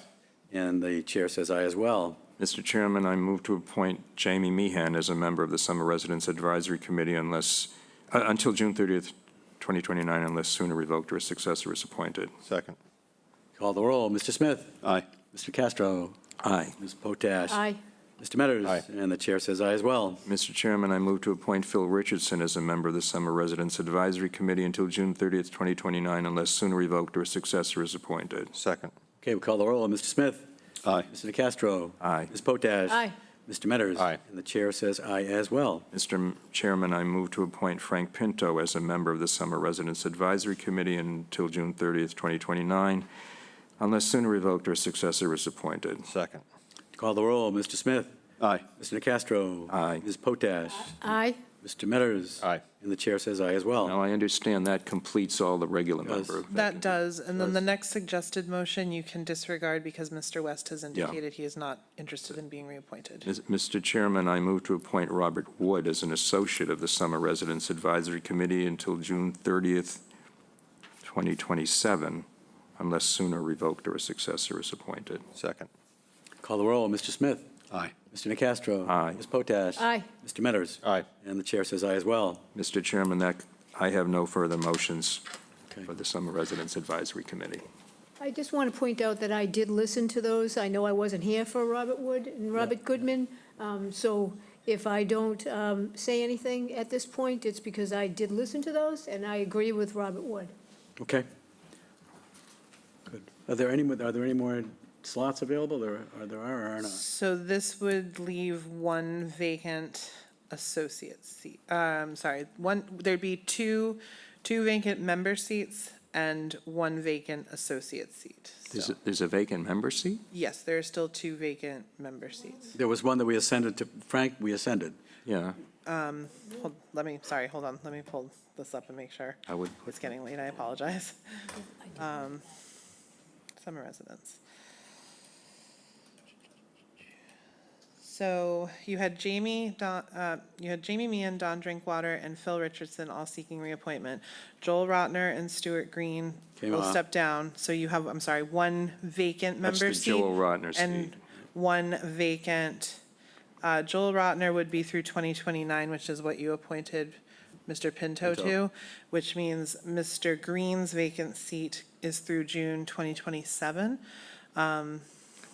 So we have that vacant. Mr. Chairman, I move to rescind the appointment of Robert Wood as an associate and move instead to appoint Robert Wood as a full member of the Summer Residence Advisory Committee until June 30th, 2027, unless sooner revoked or a successor is appointed. Second. Okay, I'll call the roll. Mr. Smith? Aye. Mr. Nacastro? Aye. Ms. Potash? Aye. Mr. Metters? Aye. And the chair says aye. Okay, that's full member. Great. Thank you. Next, you have Parks and Recreation Commission, and I apologize for omitting Mr. Mallows. David Mallows is the incumbent who has expressed interest in being reappointed, and this evening you also interviewed Seal Harrigan, who had expressed interest as well. I believe I also forwarded an email from the Parks and Rec Commission chair expressing her thoughts on the candidates. So. Mr. Chair, I moved I move to reappoint David Mallows as a member of the Park and Rec Commission until June 30, 2029, unless sooner revoked or successor is appointed. I'll second that. Okay, Mr. Smith? Aye. Mr. Castro? Aye. Ms. Potash? Aye. Mr. Metters? Aye. The chair says aye as well. Okay, next you have the Board of Health. There are currently 2 vacant alternate seats on the Board of Health. On June 16th, the board interviewed Burton Siegel, and on June 30th, preceding this meeting, you interviewed Michelle Kleinkoff.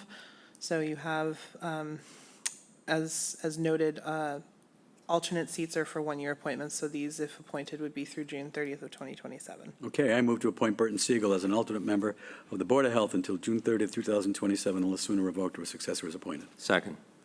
I'll call the roll. Mr. Smith? Aye. Mr. Castro? Aye. Mrs. Potash? Aye. Mr. Metters? Aye. And the chair says aye. I move to appoint Michelle Kleinkoff as an alternate member of the Board of Health until June 30th, 2027, unless sooner revoked or a successor is appointed. I'll second that. And we'll call the roll. Mr. Smith? Aye. Mr. Castro? Aye. Ms. Potash? Aye. Mr. Metters? Aye. And Mr. Dykens says aye as well. Thank you. Cultural Council. Cultural Council is next. Currently, there is 1 vacant seat with a term ending today, so the appointment would be through June of 2029. You have 3 candidates for this 1 seat, and just as a reminder, at the June 9th Select Board interview meeting, the chair of the Cultural Council indicated that the council will be considering recommending expansion of the council, but that has not yet come forward. I just wanted to remind you of that. So on May. So that suggests that we select one of these. Right. Yeah, basically. And there's a very good chance that the other two two would will be be- Correct. added at some point in the near I future. believe that was the intention of the chair when mentioning that. I have a motion. Please. So I just want the board to know that I did listen to any ones that I wasn't here for, Alex Capo, but I nominate, I move to appoint Sue Daly and for, let's see, As a member. as a member of the Cultural Council until June 30th, 2029, unless sooner revoked or a successor is appointed. I'll second that. Okay, we'll call the roll. Mr. Smith? Aye. Mr. Nacastro? Aye. Ms. Potash? Aye. Mr. Metters? Aye. And Mr. Dykens says aye as well. Thank you. EDA. Yes, moving right along. There is 1 member seat with a term ending today. There are 3 associate member seats with terms ending June 30th as well. The member currently serving and the 2 associate members have all expressed interest in being reappointed. The Select Board did ask to re-interview all incumbents for the ZBA, along with any new candidates. I provided that history of the interviews. You had Ed Acton and Steve DeBoer, and they were the 2 associates, and then you had Virginia Holden as the full member. You also interviewed Catherine Shear. Right, okay. Randy, please. Yes, I move to appoint Virginia Fenwick as a member of the Zoning Board of Appeals until June 30th, 2029, unless sooner revoked or a successor is appointed. Second, we'll call the roll. Mr. Smith? Aye. Mr. Nacastro? Aye. Ms. Potash? Aye. Mr. Metters? Aye. Mr. Dykens says aye as well. Ms. Potash? And I move to appoint Ed Acton as an associate member of the Zoning Board of Appeals until June 30th, 2027, unless sooner revoked or a successor is appointed. I'll second that and call the roll. Mr. Smith? Aye. Mr. Nacastro? Aye. Ms. Potash? Aye. Mr. Metters? Aye. And the chair says aye as well. Ms. Potash? Okay, I move to appoint Steve DeBoer as an associate member of the Zoning Board of Appeals until June 30th, 2027, unless sooner revoked or a successor is appointed. I'll second that and call the roll. Mr. Smith? Aye. Mr. Nacastro? Aye. Ms. Potash? Aye. Mr. Metters? Aye. And the chair says aye as well. And Ms. Potash? last but not least, I move to appoint Catherine Shearer as an associate member of the Zoning Board of Appeals until June 30th, 2027, unless sooner revoked or a successor is appointed. And I'll second that and call the roll. Mr. Smith? No. Mr. Nacastro? No. Ms. Potash? Yes, Mr. Metters? No. Mr. Dykens says aye. did not pass. Did not pass. Okay, thank you. And then next, you have the Community Preservation Committee. There will be likely 2 more representatives coming before the board, but at this time, we did have the vote of the Chatham Housing Authority's representative, and they are asking that the Select Board consider reappointing Alan Mowry as their representative to the Absolutely. to the Community Preservation Committee. No, Mr. Chair, I move to appoint Alan Maury to the Chatham Housing Authority representative to the Community Preservation Community until June 30, 2029, unless sooner revoked or a successor is appointed. I'll second that. Call the roll. Mr. Smith? Aye. Mr. Castro? Aye. Ms. Potash? Aye. Mr. Metters? Aye. And the chair says aye as well. Thank you. Okay, that was fairly efficient, folks. Okay, moving on. We have our last major item, I guess, is a discussion of a regional school agreement working group and the potential vote to appoint a Chatham reps to that from, at least from the select board. The information that I was sent, Jamie Grail sent, and then Peter Pekarsky also called and left me a message on the makeup that the Harwich Select Board voted last evening, and it is exactly the makeup that was suggested at our meeting. One select board member, one town administrator, representative from the school committee from both sides, 246. They took the vote, administrator, right, two town administrators? Yeah, want me to read it? Yeah, please, and Yeah, then I have a little discussion, not much. Yes, so the town of Harwich voted last night.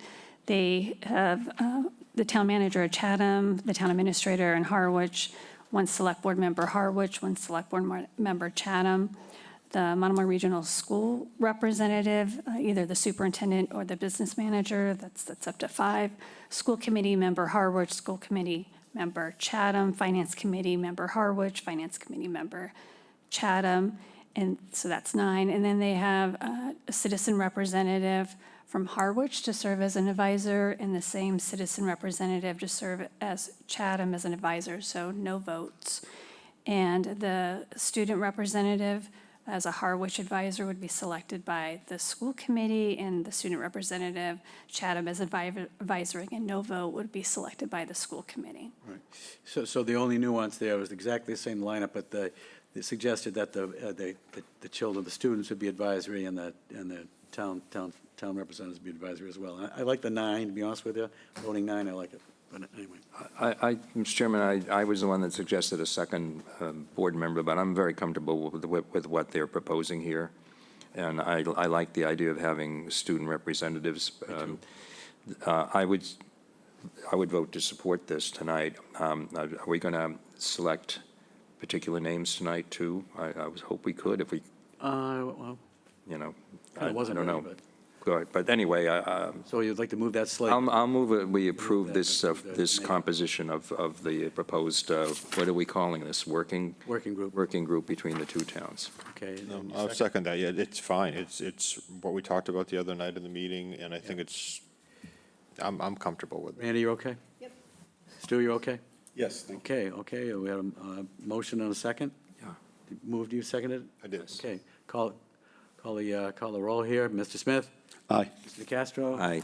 Ms. Potash? Aye. Mr. Metters? Aye. And the chair says aye as well. Thank you, guys, that's good. So last night's, the Harwich Select Board didn't make any changes to the charge or the mission of the working group that was presented to the Select Board. So I just wanted to let you know on that. Okay, good. The question is, so when are we going to select the individuals? For example, the Finance Committee rep, I would assume I'd want to see Stephen if he's willing to do it. The reason why I kind of pushed it off is I think we need to broach it with folks, so I think we need to. Okay, and we need a citizen And the town, rep. I've had a couple citizens also oppose Okay. it, so I think. Well, hopefully we'll get we need to this- Kind of vet that and see what kind of. Get this moving quickly. Great. It is going to move quickly. Thank you. And I think you should be the Chatham rep. Obviously, you're the logical candidate, Mr. Chair. Well, okay. All righty. We have our town manager's report, monthly report, May 2026. Jill Goldsmith. Thank you, Mr. Chair. What's going on there, Jill? There's a lot going on, and I know in the interest of time, I'll highlight a few things. Many of this items in the report you've seen already before, either through a direct email or through social media. For residential tax exemption applications, as of Friday, we had 412 residents submit out of approximately 3,000 eligible residents. So there's more information, there's information on that online. Mr. Nacastro, and I've got a follow-up as well. Yeah, could I mention something? Because when I read it, it reminded me of something, because I'm going to file for mine. And I think everybody who is a domiciliary of the town of Chatham should file for it. Because if you don't, and it goes through, your taxes are going to go up. But the assessing office is advising that if people want to have the benefit of it for the first half tax bill, they need to get it in by August the 1st. That's what I think it says in your report. So Okay. I just wanted to remind people of that. Thank you, Mr. Chairman. Yes, and I think we're doing a decent job of outreach, but maybe not a maximal job of outreach. I would hope that there are more than 412 applications received at this point, especially if you look at an August 1st date, never mind a September 1st or 10th date. So how do we better get the word out? I think we're just going to have to go to people. I was at a neighborhood party in my neighborhood, and only 2 people had applied who are eligible. I think it's just talking to people about it. So certainly work with Shauna on an information campaign and possibly have extended office hours for people to come in. We'll have to figure out something else. I think it's, part of it too is the town meeting vote's confusing to some people. Right. And the select board's voted is their intent, which is fine, so we're moving towards that. So I think it's not that hard to apply. So if we can get people to apply, and you apply once, if it is approved again by the select board on September 1st, I think is our tax classification hearing. So we'll brainstorm some more on it, and certainly it benefits the town by getting as many people in, whether the select board votes it or not. So it's a one and done type of thing for someone applying. Well, not to overstate the obvious, but we're 1 month away from August 1st and 2 months away from September 1st. So we've got a little makeup to do, and we're not going to get 3,000, that's for sure. Yes, and I'll verify the August 1st deadline and so forth, too. Okay. Just follow up, again, I'm just highlighting some of the things here. The community center signage and traffic pattern. I don't know, Corey, if you still want another select board agenda item, but this was one of your follow-up items. The community. Community center. Yeah, that was, actually, we discussed it at Park and Rec because they did put some arrows out there. And the Park and Rec Committee felt the arrows were a little on the smaller side. Because when we had the meeting, they're like, oh, do you see the arrows out there? And no one had noticed them driving in, so. Okay. I guess they didn't achieve the goal. So there are some arrows out there. Okay. I'll follow back up with the team. I think Amy was going to reach out to Rob and discuss it. So internally, I know there's some conversations, hopefully, so. Okay. We heard a lot about the parade tonight, so I'm not going to reiterate that, but it will be live streamed, so that's pretty exciting for us. And it's on the Town of Chatham's YouTube channel or Chatham TV. Employee years of service anniversary on Friday. Diane, whose last name that we all say differently, but I say Langlois, our department coordinator for natural resources, had a really nice send-off. 38 years with the town. She was the longest-serving employee as of Friday. And then you see there's quite a few others, firefighters, including the fire chief at 21 years. Recreation certainly has a lot of longevity. And you can see down to our newest employees. Well, actually, I don't want to skip Kathy. When I see Catherine, it's always weird for me, but she's been here for 3 years, so congratulations. Get out of here. I know, it's gone by fast. It's Chatham time, it goes by very fast. Promotions, we have Annie Hayes, who was promoted to the department coordinator. So after Diane's retirement, she stepped right in, went across the hall. And then Jeremy Sinclair was promoted to our highway division foreman. The previous foreman, Brian Gates, has decided to move on. And so it created an opportunity for a promotion. So I'm sorry to see Brian leave, but really excited about the new opportunity for Jeremy. And information on town projects, as you see, there's an index for that. And I think I'll just stop there. So if you have any questions, I'll be happy to answer them. No, that's a great report. Love the visuals. It's a good report. Mr. Nicastro. Yeah, I mean, the report has been enhanced greatly by the visuals. I wanted to say 2 things. One, Kathy has been here 3 years. It seems like it's been longer than that, Kathy, because you've been so good at it that we've kind of forgotten what was before. And secondly,